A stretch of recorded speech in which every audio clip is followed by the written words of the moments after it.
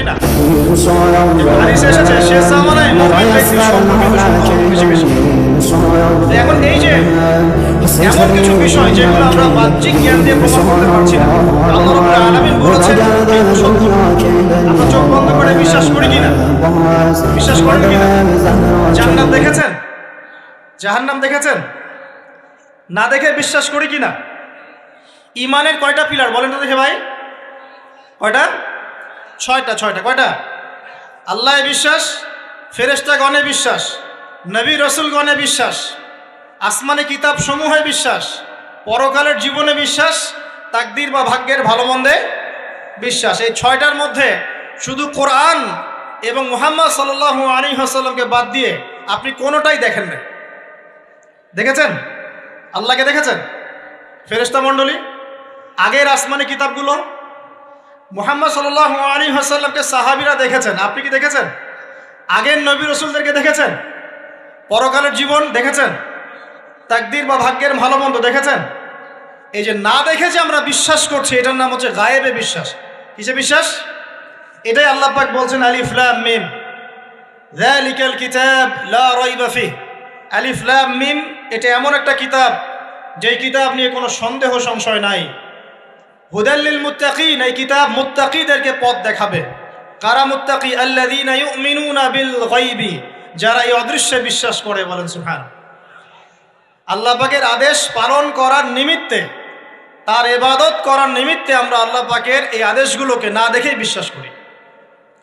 এখন কিছু মানুষ বলতে পারে তাহলে এগুলোর বৈজ্ঞানিক ব্যাখ্যা কি? উত্তর হচ্ছে এই যে কোরআন এবং হাদিসের সব কিছুকে বৈজ্ঞানিক ব্যাখ্যার মানদণ্ডে উত্তীর্ণ হয়ে আসতে হবে জরুরি না এটা।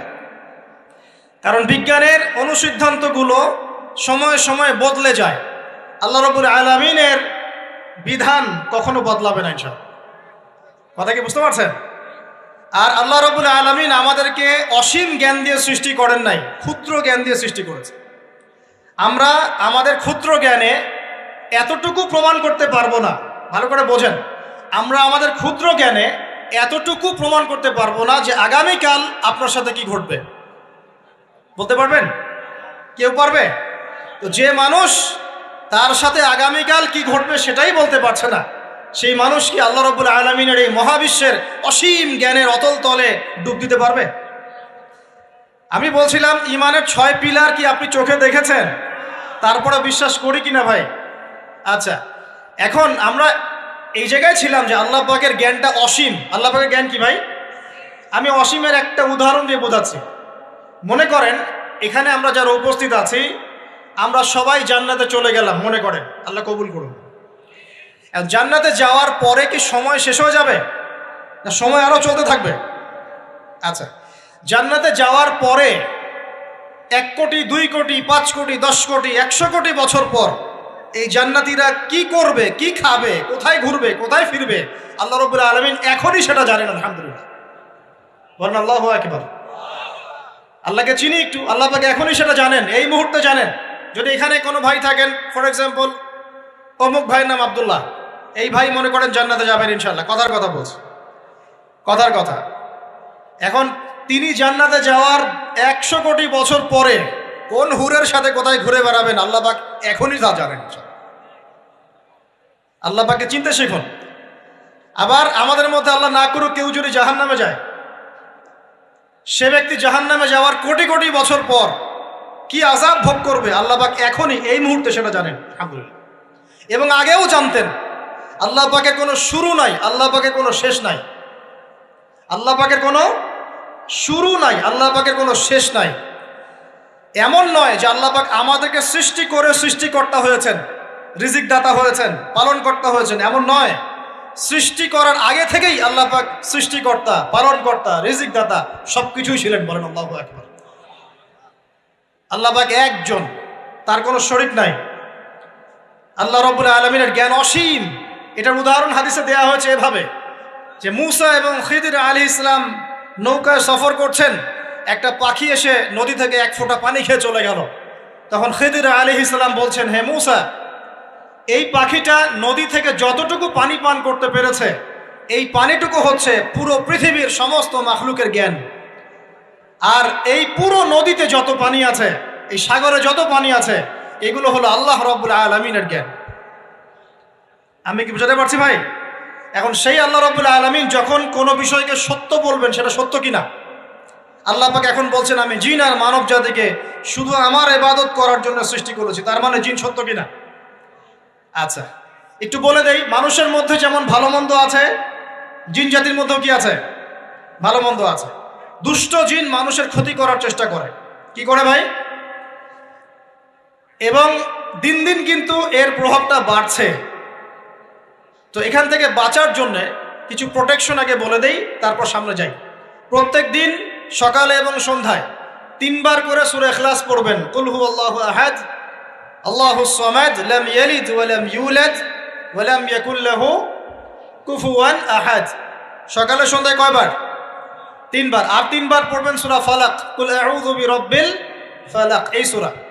আর 3 বার পড়বেন সূরা নাস, কুল আউযু বিরাব্বিন নাস। এটা প্রত্যেক ফরজ নামাজের পর একবার করে পড়বেন আয়াতুল কুরসি। আয়াতুল কুরসি কোন সূরা আছে? কত নাম্বার আয়াত? মাশাআল্লাহ, 255। আল্লাহু লা ইলাহা ইল্লা হুয়াল হাইয়ুল কাইয়্যুম, এখান থেকে শেষ পর্যন্ত। আর কি করবেন? রাতের বেলা ঘুমানোর সময় পড়বেন সূরাতুল বাকারা এর শেষের 2টা বা 3টা আয়াত। লিল্লাহি মা ফিস সামাওয়াতি ওয়া মা ফিল আরদ, এখান থেকে ফানসুরনা আলাল কওমিল কাফিরিন পর্যন্ত। নবী সাল্লাল্লাহু আলাইহি ওয়াসাল্লাম বলেছেন, রাতের বেলা কেউ যদি সূরা বাকারার শেষের এই 2টা 3টা আয়াত পড়ে ঘুমায়, সারা রাত আপনি যদি ইবাদতে থাকতেন যে নেকি পেতেন, এটা পড়ে ঘুমানোর ফলে সেই নেকি পাবেন ইনশাআল্লাহ। এখন বলেন দেখি, কতজনের সূরা বাকারার শেষের 3টা আয়াত মুখস্থ আছে? মাশাআল্লাহ। তো এখন বলেন আমাকে, আল কোরআনের আলো ঘরে ঘরে কি জ্বলবে? বলেন।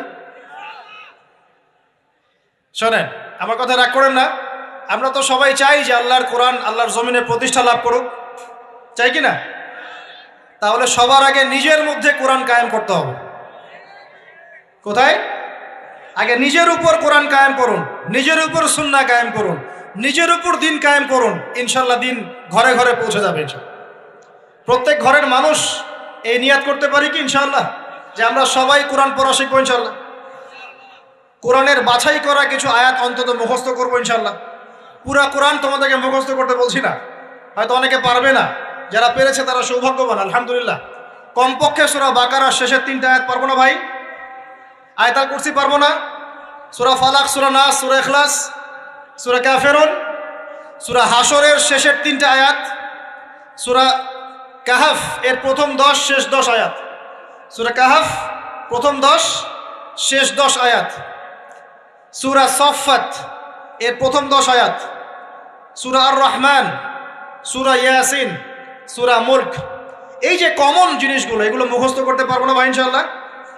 আল্লাহ পাক সবাইকে তৌফিক দান করুন, বলি আমিন। আর এখন যারা বিয়ে শাদী করেন নাই, নিয়াত করেন যে আপনাদের ঘরে যে সন্তান আসবে, আচ্ছা সন্তানের আগে বউয়ে আসে নাকি? আচ্ছা, যারা বিয়ে শাদী করেন নাই নিয়াত করেন, দিনদার, মুত্তাকি, পরহেজগার, কোরআনওয়ালা মেয়ে ছাড়া বিয়ে করার দরকার নেই। বাস বাস বাস বাস বাস। শোনেন, এর মানে এই নয় যে খালি মাদ্রাসার মেয়েদেরকে বিয়ে করবেন, বরং এমন অনেক দিনী বোন আছেন আমাদের, স্কুল কলেজ ইউনিভার্সিটিতে পড়েন, তারা অনেক বেশি দিন চর্চা করেন মাশাআল্লাহ। আমি বলেছি কোরআনওয়ালা, দিনদার, পর্দাশীল নারী বিয়ে করবেন। এবং দ্বিতীয় নিয়াত করেন, যে সন্তানই হবে কমপক্ষে একটা সন্তানকে হাফেজে কোরআন বানাবেন ইনশাআল্লাহ, একটা সন্তানকে আলেম বানাবেন ইনশাআল্লাহ। আপনার মেয়ে হলে সেই মেয়েকে আয়েশা রাদিয়াল্লাহু আনহার মতো বানান ইনশাআল্লাহ। আপনার ছেলে হলে আপনার ছেলেকে আবু বকর, ওমর, ওসমান, আলী রাদিয়াল্লাহু আনহুম আজমাইন তাদের আদর্শে করে তোলেন ইনশাআল্লাহ। পারা যাবে না ভাই? যখন ঘরে ঘরে কোরআনওয়ালা মানুষ তৈরি হবে না, আল্লাহর জমিনে আল্লাহর দিন এমনি প্রতিষ্ঠা হয়ে যাবে ইনশাআল্লাহ। বাতিল কোন দিক পালিয়ে যাবে? ঠিক নাই? সব কিছু শেষ আছে না বলেন তো? সব কিছু শেষ আছে। নমরুদ আছে না নাই? দুনিয়াতে আছে। মানুষ তার নামও স্মরণ করে।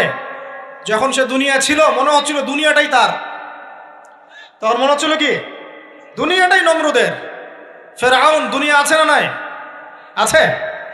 তার নামও কি মানুষ স্মরণ করে? যখন ফেরাউনের রাজত্ব ছিল, যুগ ছিল, তখন মনে হতো যে পুরো দুনিয়াটাই ও। কথা বুঝতে পারছেন না? এরকম প্রত্যেক যুগে যুগে। আজ জাতির নাম শুনেছেন? আজ জাতি এই তাল গাছের সমান লম্বা চওড়া ছিল এক একজন। বিশ্বাস করছেন না? তাল গাছের সমান লম্বা চওড়া ছিল এবং পাহাড় কেটে কেটে তারা বাড়িঘর নির্মাণ করত। তাদের কাছে আল্লাহ পাক নবী হিসেবে পাঠিয়েছিলেন হুদ আলাইহিস সালামকে। কোন নবী? সূরা হুদ পড়ে দেখবেন। আপনি যদি কবিতা, সাহিত্য, ছন্দ এগুলো পছন্দ করেন তাহলে সূরা হুদ আপনার জন্য। সুবহানাল্লাহ। আপনি যদি কবিতা, সাহিত্য, ছন্দ, বালাগাত পছন্দ করেন, সূরা আর রহমান আপনার জন্য, সূরা হুদ আপনার জন্য, সূরা শুআরা এগুলো আপনার জন্য। এত চমৎকার কাব্যিক বিন্যাস আছে, মানে কবিতার ছন্দে ছন্দে উপন্যাস ব্যাখ্যা করা হয়েছে বলে। সুবহানাল্লাহ। মানুষ তো কোরআনকে মূল্যায়ন করে না।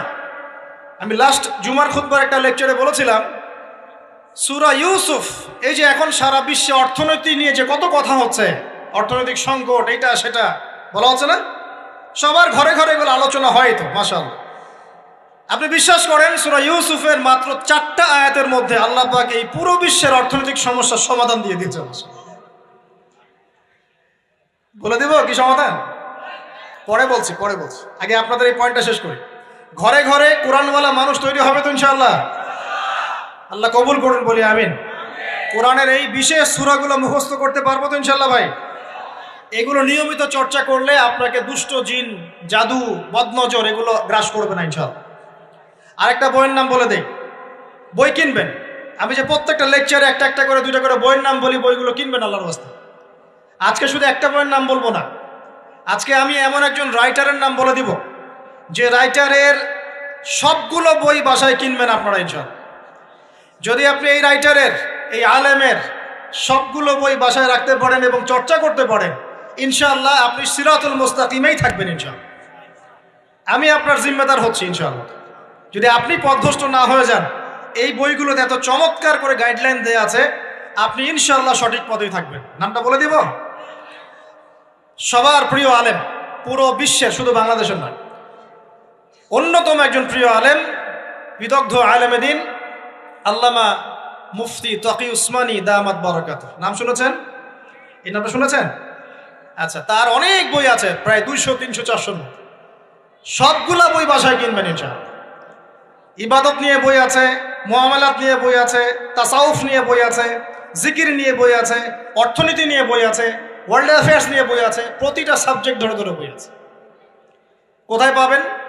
এই তো অনলাইনে অনেক বুকশপ আছে না, এগুলোতে পাবেন। বাংলা বাজারে ঢাকায় পাবেন, এগুলো অনুবাদ হয়ে গেছে আলহামদুলিল্লাহ। এবং বাংলাদেশে অনেক স্টুডেন্ট আছে তার হাতে গড়া, তাদের এলেম, তাদের আমল, তাদের আখলাক দেখলে পরকালকে চেনা যায়। মাশাআল্লাহ। বই কিনতে পারবেন তো একটু ইনশাআল্লাহ? আরে ভাই, ইউনিভার্সিটির ক্যান্টিনে বসলেই তো 100 টাকা শেষ হয় আপনার।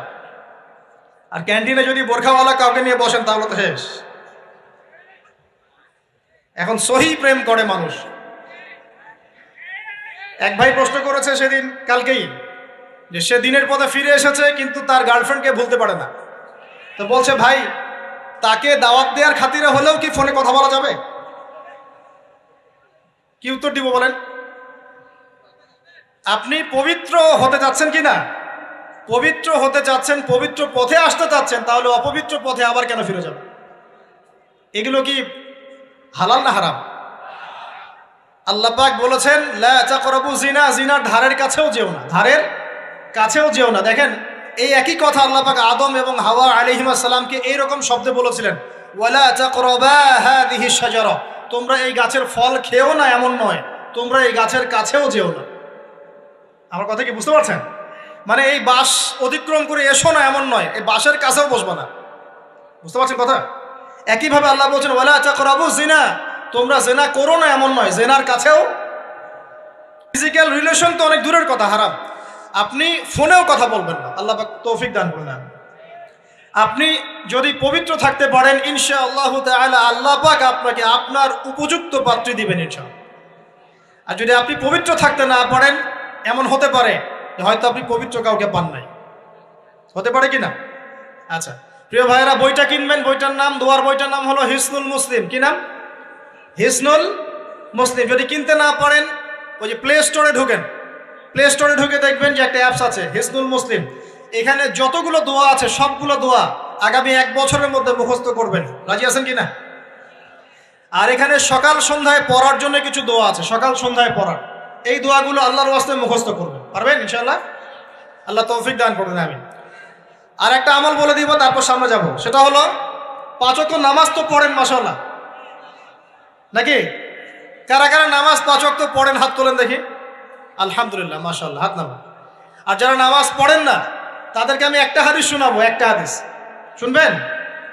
নবী সাল্লাল্লাহু আলাইহি ওয়াসাল্লাম বলেছেন, قال النبي صلى الله عليه وسلم بين العبد وبين الكفر والشرك ترك الصلاة। আল্লাহ পাকের বান্দা আর একজন কাফের মুশরিকের মধ্যে পার্থক্যই হচ্ছে নামাজ। আল্লাহ পাকের বান্দা মানে মুমিন মুসলিম এবং একজন কাফের মুশরিকের মধ্যে পার্থক্য কি? মান তারাকা সালাতান মুতাআম্মিদান ফাকাদ বারিয়াত মিন যিম্মাতিল্লাহ। কেউ যদি ইচ্ছাকৃতভাবে তার উপর ফরজ নামাজকে ছেড়ে দেয়, সে যেন আল্লাহ পাকের জিম্মেদারি থেকে মুক্ত হয়ে গেল। অন্য হাদিসে আছে মান তারাকা সালাতান মুতাআম্মিদান ফাকাদ কাফার। কেউ যদি ইচ্ছা করে নামাজ ছেড়ে দেয়, সে ব্যক্তি কুফরি করলো। বলি নাউজুবিল্লাহ। আমরা কি কুফরি করতে চাই নাকি ভাই?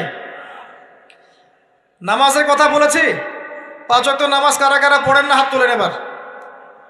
আচ্ছা, লজ্জার কিছু নাই। এখন আমার সাথে তওবা করেন, আমার সাথে তওবা করেন, বলেন আস্তাগফিরুল্লাহ আল্লাযী লা ইলাহা ইল্লা হুয়াল হাইয়ুল কাইয়্যুম ওয়া আতুবু ইলাইহি। আল্লাহর কাছে সাক্ষী রেখে বলেন, আল্লাহ, আমি জীবনে যত রাকাত নামাজ ছেড়ে দিয়েছি এর জন্য আমাকে মাফ করে দাও। ইনশাআল্লাহ আগামী জীবনে আমি বিনা ওজরে 1 ওয়াক্ত নামাজও বাদ দিব না ইনশাআল্লাহ। রাজি আছেন ইনশাআল্লাহ? বাস এই একটা নসিহত যদি আজকে আপনারা আমল করতে পারেন, ইনশাআল্লাহ আজকের মাহফিল সফল। পারা যাবে? আর বই কিনতে বললাম 1 নাম্বার কোন বই বলেন? হিসনুল। আর কোন আলেমের নাম বলেছি? আল্লামা, জুড়ে বলেন। তার অনেকগুলো বই আছে, কেনার চেষ্টা করবেন তো ইনশাআল্লাহ। আল্লাহ পাক তৌফিক এনায়েত করুন, বলি আমিন। তাহলে আমরা সূরা যারিয়াতের 56 নম্বর আয়াতে কি শিখেছি ভাই? আল্লাহ রাব্বুল আলামিন আমাদেরকে সৃষ্টি করেছেন কেন? তার ইবাদত করার জন্য আছে। এখন আমাকে বলেন যে আল্লাহ পাকের ইবাদত করার জন্য আল্লাহ পাক এই দুনিয়াতে আমাদেরকে কত বছর সময় দিয়েছেন বলেন দেখি। সর্বোচ্চ কত হবে? সর্বোচ্চ 60, 70, 100 হতে পারে। এই তো। আমরা কি চিরস্থায়ী থাকবো এখানে না চলে যাব? আচ্ছা, দুনিয়ার জীবনটা তাহলে কি? আল্লাহ পাক বলছেন, আল্লাযী খালাকাল মাউতা ওয়াল হায়াতা লিয়াবলুয়াকুম আইয়ুকুম আহসানু আমালা। আল্লাহ পাক জীবন মৃত্যু সৃষ্টি করেছেন কেন? আল্লাহ পাক পরীক্ষা করার জন্য যে এই দুনিয়ার জীবনে আমলে কে শ্রেষ্ঠ, আমলে কে শ্রেষ্ঠ। দুনিয়ার জীবনে আসার উদ্দেশ্য পেয়েছি আল্লাহর ইবাদত করা, এখন পেলাম আল্লাহ জীবন মৃত্যু কেন সৃষ্টি করেছেন? আমলে পরীক্ষা করার জন্য যে কে শ্রেষ্ঠ হচ্ছে। আমাদের উদ্দেশ্য কি? আমাদের উদ্দেশ্য হচ্ছে পুলসিরাত পার হয়ে জান্নাতে যাওয়া। উদ্দেশ্য কি? পুলসিরাত পার হয়ে জান্নাতে যাওয়া। সূরা আলে ইমরানের 185 নম্বর আয়াতে আল্লাহ পাক বলেছেন, কুল্লু নাফসিন যায়িকাতুল মাউত। প্রত্যেকটা নফস মৃত্যুর স্বাদ গ্রহণ করবে। এরপর কিয়ামতের মাঠে তাদের আজর তাদেরকে পূর্ণ মাত্রায় বুঝিয়ে দেওয়া হবে। আল্লাহ পাক বলছেন, ফামান যুহজিহা আনিন নারি ওয়া উদখিলাল জান্নাতা ফাকাদ ফাজ। ওই দিন যে ব্যক্তিকে জাহান্নাম থেকে বাঁচানো হবে এবং জান্নাতে প্রবেশ করানো হবে, সেই ব্যক্তি হচ্ছে সফল। কথা ঠিক কিনা? তাহলে উদ্দেশ্য পেলাম তো, আমাদের গন্তব্য পেলাম তো। আমাদের গন্তব্য কি তাহলে? জান্নাত। এখন এই দুনিয়ার জীবনে আমরা সর্বোচ্চ হয়তো 100 বছর বাঁচবো, আল্লাহ ভালো জানেন, তাই তো? এই দুনিয়ার জীবনের এই হায়াতের সবচেয়ে ইম্পর্টেন্ট টাইমটা কোনটা বলেন? সবচেয়ে ইম্পর্টেন্ট টাইম কোনটা? যৌবন কিনা? যৌবন কাকে বলে? যৌবন কাকে বলে? কত বছর থেকে কত বছর পর্যন্ত? 20 থেকে 40 বা 15 থেকে 40 বা 20 থেকে 50, এই তো। আচ্ছা, এই বয়সের মধ্যে কারা কারা আছেন হাত তোলেন দেখি। মাশাআল্লাহ, সবাই তো দেখি এই বয়সে, হাত নামান। এখন এই বয়স সম্পর্কে আগে 2টা হাদিস শোনেন, আমার দিকে তাকান। তারপরে আমি বলছি অবস্থা কি, করণীয় কি। আমি বলেছি যুবকদেরকে কিছু নসিহত করবো আজকে, নিয়াত করেছি, ঠিক আছে ভাই? আচ্ছা, যুবকদের সম্পর্কে প্রথম হাদিস, রাসূল সাল্লাল্লাহু আলাইহি ওয়াসাল্লাম বলেছেন, কিয়ামতের মাঠে মানুষ যখন উঠবে, আমরা উঠবো কি না? আচ্ছা, নাকি উঠবো না? যারা আগুনে পুড়ে গেছে তারা উঠবে কি না? যারা পানিতে ডুবে গেছে, যাদের লাশও খুঁজে পাওয়া যায় নাই, উঠবে কি না? উঠবে। আচ্ছা, যখন মানুষ উঠবে তখন তাকে 5টা প্রশ্ন করা হবে। কয়টা ভাই? এই 5টা প্রশ্নের আগে সে তার পা সামনেও ফেলতে পারবে না, পিছনেও ফেলতে পারবে না। আমরা কি একটু চিন্তা করতে পারছি কত ভয়ঙ্কর হবে বিষয়টা? এই সামান্য গরমে আমাদের অবস্থা খারাপ, সূর্য সেদিন সামনে নিচে, আর মানুষ উঠে দাঁড়িয়ে আছে, তাদেরকে 5টা প্রশ্ন করা হবে। যতক্ষণ পর্যন্ত প্রশ্নের উত্তর দিতে পারছে না, সামনেও যেতে পারবে না, পিছনেও আসতে পারবে না, পা নড়াতে পারবে না। 1, তোমার পুরো জীবনটা তুমি কোন কাজে ব্যয় করেছো? উত্তর কি রেডি আছে আমাদের কাছে? আমরা কি বলতে পারবো, হে আল্লাহ, আমরা আমাদের পুরো জীবন তোমার ইবাদত করে কাটিয়েছি? 2, তোমার যৌবন স্পেশালি তুমি কোন কাজে ব্যয় করেছো? তোমার যৌবন তুমি স্পেশালি কোন কাজে ব্যয় করেছো? যুবকরা কি উত্তর দেওয়ার জন্য প্রস্তুত আছে যে আমাদের যৌবন আমরা আল্লাহর পথে কাটিয়েছি? সবাই কি বলতে পারবো? 3 নাম্বার, তোমার রিজিকের উৎস কি ছিল? কোন পথে সম্পদ অর্জন করেছো? 4 নাম্বার, কোন পথে সম্পদ ব্যয় করেছো? কোন কোন খাতে সম্পদ ব্যয় করেছো? আমরা কি আমাদের আয় এবং ব্যয়ের হিসাব দেওয়ার জন্য প্রস্তুত? 5, তোমাকে আমি যে জ্ঞান দিয়েছিলাম সেই জ্ঞান অনুযায়ী আমল করেছো কিনা? আল্লাহ পাক আমাকে আপনাদের সবাইকে তৌফিক দান করুন, জানা অনুযায়ী আমল করার তৌফিক দান করুন। এই 5টা প্রশ্নের মধ্যে যৌবনকাল ইম্পর্টেন্ট কিনা ভাই? গুরুত্বপূর্ণ কিনা? মাথায় রাখি। সামনে একটা হাদিস শুনুন। রাসূল সাল্লাল্লাহু আলাইহি সাল্লাম বলছেন, কে এই কিয়ামতের মাঠেই 7 শ্রেণীর মানুষকে আল্লাহ পাক বিশেষ মেহমানদারির ব্যবস্থা করবেন, আরশের ছায়ায় ছায়া দিবেন ইনশাআল্লাহ। কোথায় ছায়া দিবেন? ওই দিন এই ছায়া ছাড়া অন্য কোনো ছায়া থাকবে না। নবী সাল্লাল্লাহু আলাইহি ওয়াসাল্লাম বলছেন, তার মধ্যে প্রথম শ্রেণী হচ্ছে ইমামুন আদিল, ন্যায়পরায়ণ শাসক। ন্যায়পরায়ণ, আচ্ছা, ন্যায়পরায়ণ শাসকের একটা এক্সাম্পল দেই। মক্কার জাহেলি যুগে সাহাবীরা ঈমান নিয়ে এসেছেন, বাস তাদের উপর নির্মম নির্যাতন শুরু হয়ে গেছে, আবু জেহেল, আবু লাহাব, উতবা, শাইবা। তখন সাহাবীরা আল্লাহ রাসূলের কাছে এসে বলছেন, ইয়া রাসূলুল্লাহ, আপনি একটু বদদোয়া করেন, তাদের উপর বদদোয়া করেন, আমরা তো আর পারছি না। নবী সাল্লাল্লাহু আলাইহি ওয়াসাল্লাম বললেন, তোমরা মক্কা থেকে হিজরত করে হাবাসায় চলে যাও। কোথায়? হাবাসা। হাবাসা মানে হচ্ছে আবিসিনিয়া। আবিসিনিয়া মানে এখনকার ইথিওপিয়া, ইরিত্রিয়া। নাম শুনেছেন কি? বিশেষ কোচিং তো করছেন অনেকে। আফ্রিকা মহাদেশের একটা ছোট্ট দেশ ইরিত্রিয়া, ওখানে চলে যাও। তখন বলেছিলেন তিনি হাবাসায় চলে যাও। সাহাবীরা জিজ্ঞাসা করছেন, হাবাসায় কেন? নবী সাল্লাল্লাহু আলাইহি ওয়াসাল্লাম বলছেন, সেখানে একজন খ্রিস্টান ন্যায়পরায়ণ শাসক আছেন, যার রাজ্যে কেউ জুলুমের শিকার হয় না। কি বললাম বলেন তো? হাবাসা কে আছেন? একজন মুসলিম না খ্রিস্টান? খ্রিস্টান ন্যায়পরায়ণ শাসক আছেন, যার রাজ্যে কেউ জুলুমের শিকার, মুসলমান নন এমন একজন শাসকের প্রশংসা করে আমাদের নবীজি বললেন, তার রাজ্যে কেউ জুলুমের শিকার হয়। সুবহানাল্লাহ। সাহাবীরা সেখানে হিজরত করলেন। নেতৃত্ব দিয়েছেন জাফর বিন আবি তালিব রাদিয়াল্লাহু আনহু। সেই সাহাবী বাদশাহ নাজাশী, তার নাম ছিল বাদশাহ নাজাশী, তার সামনে দাঁড়িয়ে সূরা মারিয়াম তেলাওয়াত করেছিলেন। ওই সূরা মারিয়ামে ইয়াহইয়া, জাকারিয়া, ঈসা, তার মা, এই গল্প ঘটনাগুলো আছে। এই সূরার তেলাওয়াত শুনে বাদশাহ নাজাশীর চোখ দিয়ে পানি পড়তে পড়তে দাড়ি ভিজে গিয়েছে। সুবহানাল্লাহ। শেষে তিনি ঈমান নিয়ে আসেন, মুসলমান হন, আলহামদুলিল্লাহ। আমাদের নবীজি তার জানাজার নামাজ পড়েছিলেন, আমাদের নবীজি তার গায়েবানা জানাজার নামাজও পড়েছেন, বলেন সুবহানাল্লাহ। এখানে একটা পয়েন্ট খালি বলতে চাই, একজন অমুসলিম শাসক সম্পর্কে আমাদের নবীজি মন্তব্য করেছিলেন, তার রাজ্যে কেউ জুলুমের শিকার হয় না। আর আজকের দিনে সারা বিশ্বের কোনো কোনো ক্ষেত্রে মুসলিম শাসকদের ব্যাপারেও এই কথা বলা যায় না যে তার রাজ্যে কেউ জুলুমের শিকার হয়। আল্লাহ পাক বলছেন, আরশের ছায়া আমি ছায়া দিব 7 শ্রেণীর মানুষকে। কয় শ্রেণী? তার মধ্যে প্রথম শ্রেণী হচ্ছে ইমামুন আদিল, ন্যায়পরায়ণ শাসক। আল্লাহ পাক আমাদের সমস্ত শাসকদেরকে ন্যায়পরায়ণ হওয়ার তৌফিক দান করুন। 2 নাম্বার, সেই যুবককে আমি সেখানে আশ্রয় দিব যেই যুবক তার যৌবনকালটা আল্লাহর পথে কাটিয়ে দিয়েছে। এবার কি হাদিসটা আপনি পেয়েছেন? এর আগের হাদিস কি শুনলেন? পা নড়াতে পারবেন না যতক্ষণ পর্যন্ত এই প্রশ্নের উত্তর না দিচ্ছেন যৌবনকাল কোন পথে ব্যয় করেছেন। এখন যদি আল্লাহর পথে ব্যয় করেন তাহলে আরো সে ছায়া ছায়া পাচ্ছেন আলহামদুলিল্লাহ। বাকিগুলো কারা কারা একটু বলে দেই। 3 নম্বর হচ্ছে সেই ব্যক্তি যে একজন আরেকজনকে মহব্বত করে, এক ব্যক্তি আরেক ব্যক্তিকে মহব্বত করে শুধুমাত্র আল্লাহর সন্তুষ্টির জন্য। কথা কি বুঝতে পারছেন? এই মহব্বত আবার এই ছেলে মেয়ের ফ্রি মিক্সিং না। কথা বুঝতে পারেনি? দিনের খাতিরে মহব্বত, আল্লাহর জন্য মহব্বত, আল্লাহর জন্য। 4 নম্বর এমন ব্যক্তি যে এত গোপনে দান করে যে তার বাম হাত জানে না ডান হাত কি দান করেছে। আমরা তো এখন 1 টাকা দান করলে 100 টাকা ফুটাই।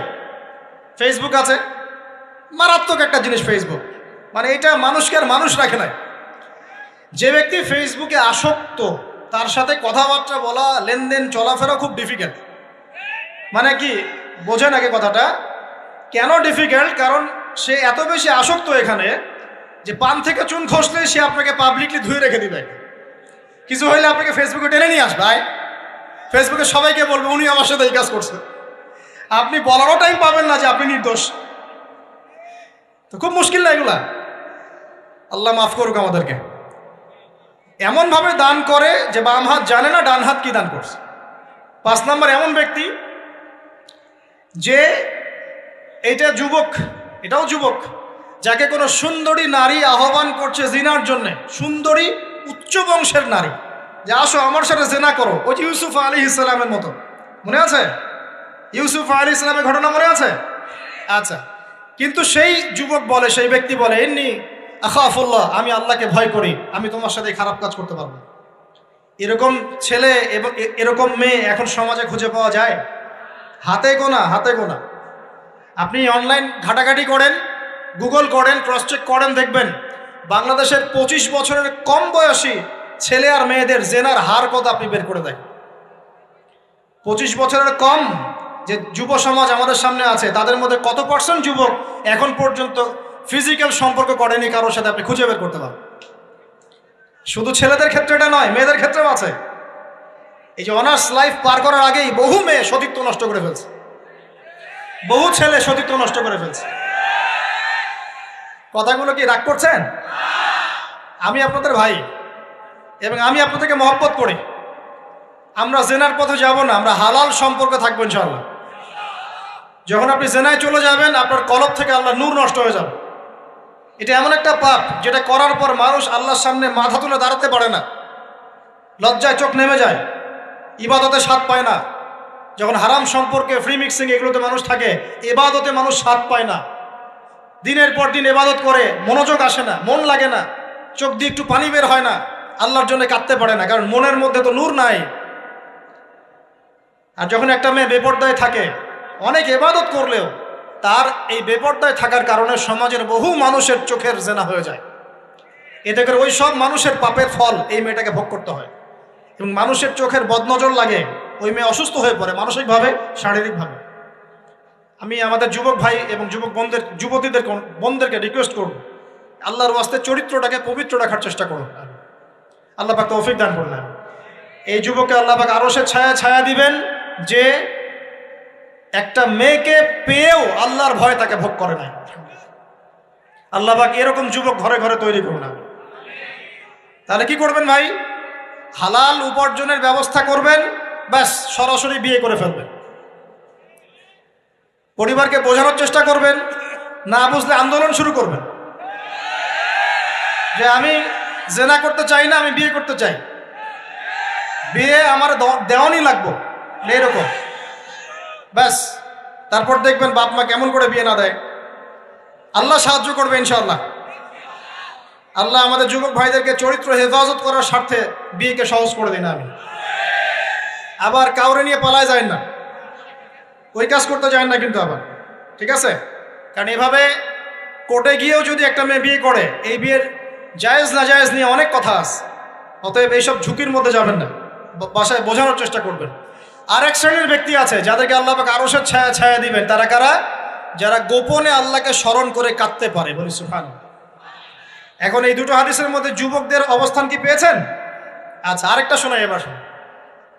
নবী সাল্লাল্লাহু আলাইহি ওয়াসাল্লাম বলেছেন 5টা জিনিস আসার আগেই 5টা বিষয়কে মূল্যায়ন করো। 1, তোমার বার্ধক্য আসার আগেই তোমার যৌবনকে মূল্যায়ন করো। যৌবনের গুরুত্ব পেলেন তো এবার? তোমার মৌত আসার আগেই তোমার জীবনকে মূল্যায়ন করো। অসচ্ছলতা আসার আগেই সচ্ছলতাকে মূল্যায়ন করো। অসুস্থতা আসার আগেই সুস্থতাকে মূল্যায়ন করো। এবং এই যে কথাটা বললাম যে তোমার বার্ধক্য আসার আগেই যৌবনকালটাকে মূল্যায়ন করো। এই হাদিসগুলোর মধ্যে আমরা সংক্ষিপ্ত পরিসরে যৌবনকালের গুরুত্ব পাচ্ছি কিনা ভাই? এখন এই যৌবনকালটা আমাদের কাটানো উচিত আল্লাহ পাকের ইবাদতের মধ্য দিয়ে। এই যৌবনকালটা আমাদের কাটানো উচিত কয়েকটা বিষয়ের মধ্য দিয়ে। তার মধ্যে আমি 10টা পয়েন্ট আপনাকে বলবো। কয়টা ভাই? 10টা। 1, এই যৌবনকালে সবার আগে আমাদের কর্তব্য হচ্ছে দ্বীনের ইলম অর্জন করা। কি করা ভাই? দ্বীনের ইলম অর্জন বলতে আমি কি বোঝাচ্ছি? দ্বীনি ইলম অর্জন বলতে আপনাকে আমি বোঝাচ্ছি যে কমপক্ষে কোরআনটুকু তেলাওয়াত করতে শিখুন, হাদিসগুলো পড়তে শিখুন, ইসলামী বইপত্র পড়াশোনা করুন, পাশাপাশি জেনারেল সাবজেক্টগুলোও পড়াশোনা করুন। এদিকে আপনি এগিয়ে যান, এদিকেও এগিয়ে যান, দুই দিকে আগাতে থাকেন। এর পাশাপাশি বরেণ্য ওলামায়ে কেরামদের সোহবতে থাকার চেষ্টা করেন। যারা রিনাউন্ড এবং বরেণ্য ওলামায়ে কেরাম, তাদের সোহবতে থাকার চেষ্টা করেন। ইলম অর্জনের অনেক ধাপ আছে। শুরু করেন কোরআন তেলাওয়াত দিয়ে, তারপরে আস্তে আস্তে হাদিসে যান, কোরআনের তাফসিরে যান, ইতিহাস পড়েন, ইসলামের ইতিহাস পড়েন, ইসলামিক অর্থনীতি পড়েন, রাসূলের জীবনী সিরাত পড়ে দেখেন, ইসলামিক ফিকের বইগুলো পড়ে দেখেন। আস্তে আস্তে গ্র্যাজুয়ালি আপনি সামনে যাবেন। এই সিলেবাসটা আপনি কোত্থেকে পাবেন? এই সিলেবাসটা দেখবেন প্রত্যেক জেলায় জেলায় বরেণ্য কওমি ওলামায়ে কেরাম আছেন না, তাদের সাথে পরামর্শ করবেন, আপনাকে সুন্দর সিলেবাস করে দেবে ইনশাআল্লাহ। এইভাবে আপনি পড়াশোনা করবেন এবং ওস্তাদের সাথে থেকে পড়াশোনা করবেন। একা একা সব কিছু করা যায়? একা একা সব কিছু করা যায় না। একটা সিলসিলা লাগে, একটা ওস্তাদের সোহবত লাগে নাকি? একা একা কি কোরআন সুন্নাহ সব বুঝে ফেলতে পারবেন আপনি? তাই মনে হয়? কখনোই না। অতএব বরেণ্য আলেমদের সোহবতও লাগবে, আবার আপনার চেষ্টাও লাগবে। আল্লাহ পাক তৌফিক দান করুন। এই যৌবনকালের প্রথম কাজ কি ভাই?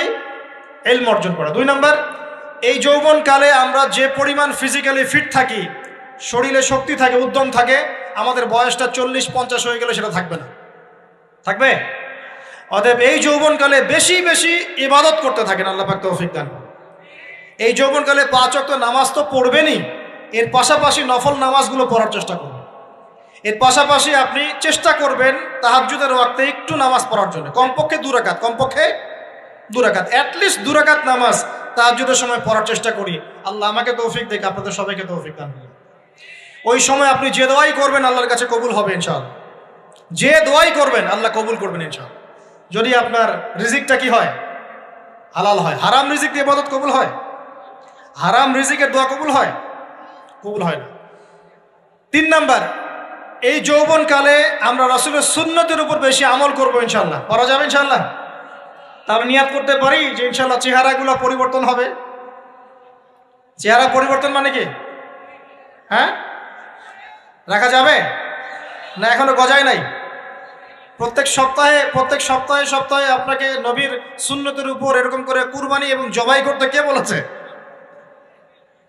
নবী সাল্লাল্লাহু আলাইহি ওয়াসাল্লামের সুন্নতকে জবাই করাটা কি ভালো কাজ? হ্যাঁ বলেন তো। আমরা তো এমন অনেক নাপিত ভাইদেরকে চিনি যারা এই ধরনের বক্তব্যগুলো শুনে আলহামদুলিল্লাহ জীবন পরিবর্তন করেছেন। তার দোকানে লিখে দিয়েছেন এখানে চুল কাটা হয়, দাড়ি শেভ করা হয় না। খুশি হন নাই?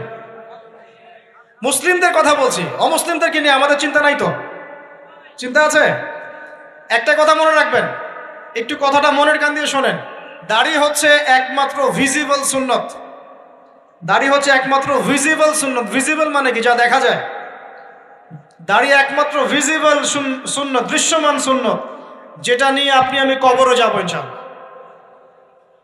আর কোনো সাইন দেখে বোঝার বুদ্ধি নাই এই ব্যক্তি কত বড় মুসলিম, কত বড় সুন্নতের পাবন ছিল। খালি কপালের সেজদার দাগ আর চেহারার দাড়ি বাকি থাকবে। কথা বুঝতে পারছেন ভাই? নিয়াত করা যায় একটু দাড়ি ছেড়ে দিব, নাকি দাড়ি রাখলে চাকরি পাবেন না? দাড়ি রাখলে মেয়ে দিবে না নাকি? তো যে মেয়ে দাড়ি রাখলে বিয়ে করতে চায় না তাকে বিয়ে করারও দরকার নাই। আর দাড়ি রাখলে যে চাকরি আপনাকে ছাড়তে হয় ওই চাকরিও করার দরকার নেই। চাকরির মধ্যে সব রিজিক আপনার মনে হয়? রিজিকের সবচেয়ে বড় অংশ আছে কিসের মধ্যে? বিজনেসের মধ্যে। যারা বিজনেস করে তাদের আন্ডারেই লক্ষ লক্ষ মানুষ চাকরি করে। বাংলাদেশে যে ইকোনমিক সিস্টেম, এই ইকোনমিক সিস্টেমের মূলে কারা জানেন? ব্যবসায়ীরা। কারা? বড় বড় ব্যবসায়ীরা। এমন অনেক ব্যবসায়ী আছেন যাদের একজনের জাকাতের টাকা দিয়ে একটা গ্রামের মানুষকে খাওয়ানো যায়। বিশ্বাস করছেন না? ইকোনমিক তো আমার সাবজেক্ট, আমরা পড়েছি এগুলো, পড়াশোনা করেন, দেখেন। বিজনেস, এরপরে আছে ক্রিয়েটিভ কোনো প্রজেক্ট, এমন কোনো প্রজেক্ট যেটা এখন পর্যন্ত কেউ লঞ্চ করে নাই। এখন অনলাইনে অনেকে আয় করেন না, আজকে থেকে 20 বছর আগে মানুষ এটা করেছিল। এখন অনেক মানুষ বাহির থেকে পড়াশোনা করে দেশে এসে এই যে ডেইরি প্রজেক্ট করছে, পোলট্রি করছে, নতুন নতুন অনেক প্রজেক্ট করছে না? কৃষিভিত্তিক অনেক কাজ করছে। তারা কি সচ্ছল না? আমি একজন ভাইয়ের কথা জানি, যিনি আলহামদুলিল্লাহ আল্লাহর এই অধম বান্দার ওয়াজ শুনে সুদের চাকরি ছেড়ে দিয়েছিলেন। চাকরি ছেড়ে দিয়ে তিনি চায়ের বিজনেস শুরু করেন, চায়ের বিজনেস। তো ইদানিং জানলাম তিনি এখন মানুষকে টাকা ধার দেন। মাশাআল্লাহ, তিনি এখন মানুষকে টাকা ধার দেন চায়ের ব্যবসা করেই। আর আমাকে তো এখনো মানুষের কাছে হাত পাততে হচ্ছে। কথা বুঝতে পারেন নাই? আল্লাহ পাক তাকে সুদ ছেড়ে দেওয়ার জন্য সচ্ছল করে দিয়েছেন। এই ওসিলা দিয়েই তিনি সচ্ছল হয়েছেন আলহামদুলিল্লাহ। রিজিক কার হাতে? এটা বিশ্বাস করেন, রিজিক আল্লাহর হাতেই। আল্লাহ পাক চাইলে আপনাকে বেহিসাব রিজিক দিবেন ইনশাআল্লাহ। অতএব সুন্নতকে বিসর্জন দিয়ে নয়, সুন্নতে থাকেন, আল্লাহ পথ খুলে দিবেন ইনশাআল্লাহ। আল্লাহ পাক তৌফিক দান করুন। যুবক ভাইদেরকে বলছিলাম, তাহলে প্রথম কাজ আমাদের ইলম অর্জন করা, তারপরে কি ভাই? নামাজের পাবন্দ হওয়া, আর নামাজ ফরজের পাশাপাশি নফলগুলোও চর্চা করা। 3 নম্বর বলেছি রাসূলের সুন্নতের উপর একদম ইস্তেকামা, দৃঢ়ভাবে আমল করা। আর সুন্নত শিখতে হলেই তো 3 দিনের জন্য বেরিয়ে যান, 7 দিনের জন্য, 40 দিনের জন্য বেরিয়ে যান। সুন্নত শিখিয়ে আপনাকে বাসায় পাঠাই দেবে ইনশাআল্লাহ। পড়াবে না? অনেক মানুষ মনে করে যে তাদের ওখানে গেলে আমার আকীদা নষ্ট হয়ে যাবে। হ্যাঁ, তাই না?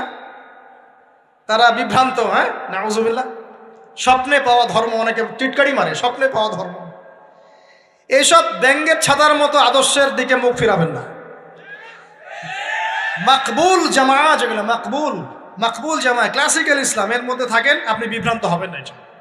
তারা আপনাকে কখনো খারাপ কাজে আদেশ করেছে? কত চোর ডাকাত মদখোর মানুষ সেখানে গিয়ে 5 ওয়াক্ত নামাজি হয়ে গেছে, সুদের ব্যবসা ছেড়ে দিয়েছে, মাদক ছেড়ে দিয়েছে, আল্লাহর ওলি হয়ে গেছে আলহামদুলিল্লাহ। তো আপনাকে তারা সুন্নত শিখিয়ে বাসায় পাঠিয়ে দিবে। এছাড়া আপনি অন্যভাবে শিখতে চাইলে শিখবেন, সমস্যা কি? যদি মাদ্রাসায় পড়ার তৌফিক থাকে তাহলে পড়বেন।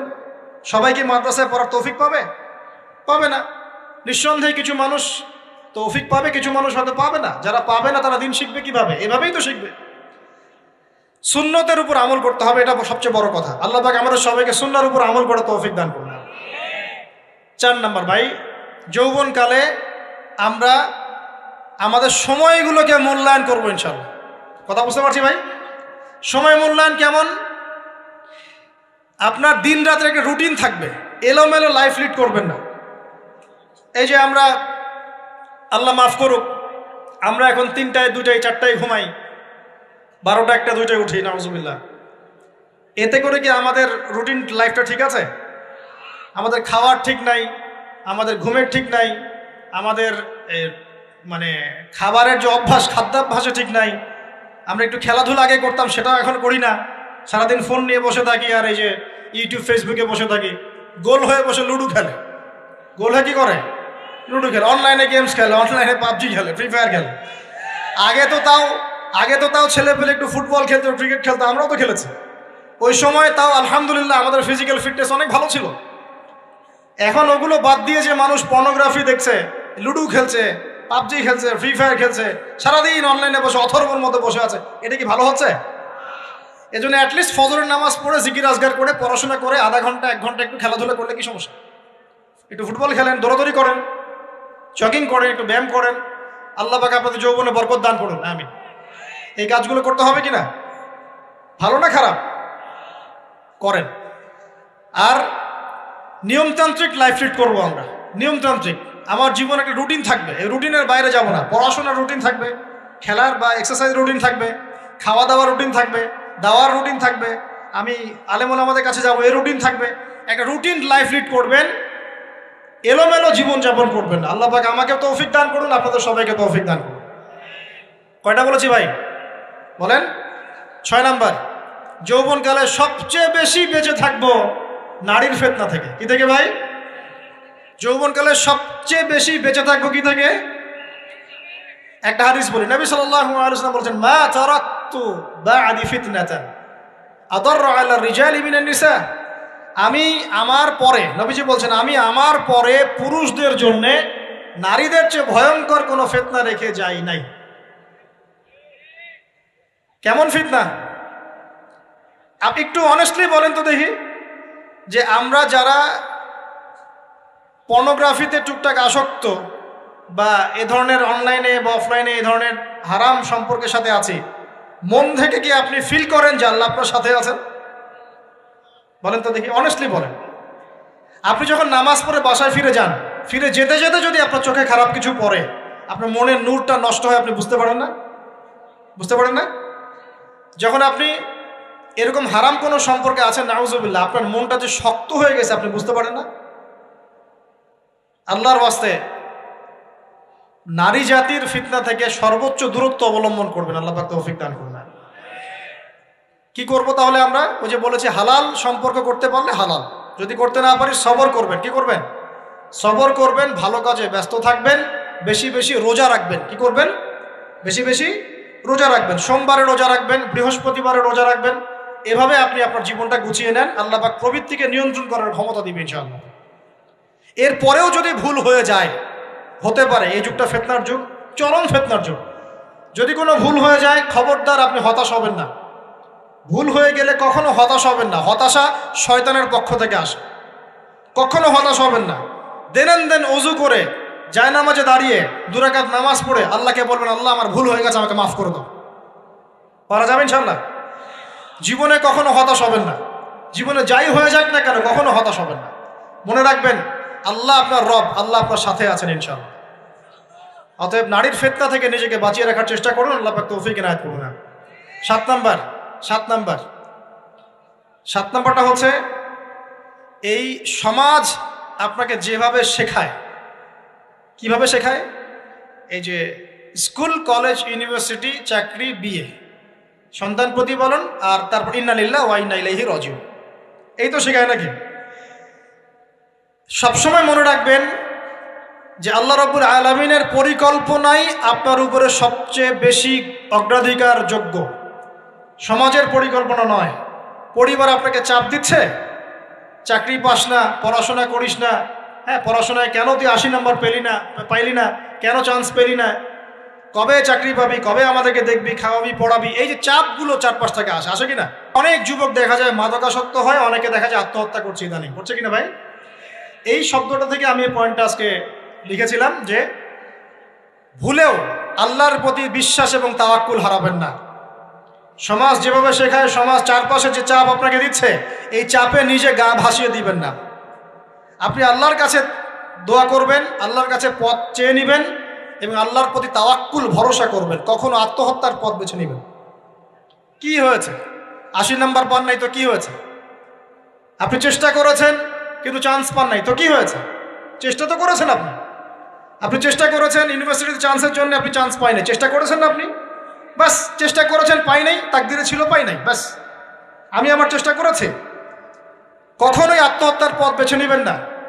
আর আমরা পিতা মাতাদেরকে রিকোয়েস্ট করব, কোনো অবস্থাতেই সন্তানকে এত বেশি চাপ দিবেন না যে সন্তানটার এই কোমরটাই ভেঙে চলবে। এই সমস্যাগুলো দিন দিন বাড়ছে সমাজের মধ্যে। কেন এত চাপ দিচ্ছেন? তার প্রতিভা কোথায় খুঁজে বের করুন। তাকে জোর করে কেন টেনে লম্বা করার চেষ্টা করছেন? আমাদের সমাজে বাচ্চা হয়ে গেলেই তার পিঠে একটা সিল মেরে দেই, হয় ডাক্তার না হলে ইঞ্জিনিয়ার। কেন? এর বাইরে কোনো প্রফেশন নাই। আমার সন্তানকে হয় ঢাকা বিশ্ববিদ্যালয়ে চান্স পেতে হবে, না হলে বুয়েটে, না হলে এখানে। এর বাইরে আর কোথাও পড়ারই জায়গা নাই। আর এখানে পড়লেই আমার সে ছেলে বা আমার মেয়ে একদম সবচেয়ে বড় জ্ঞানী হবে, অন্য কোনোভাবে হবে না, এটা গ্যারান্টি দেওয়া আছে?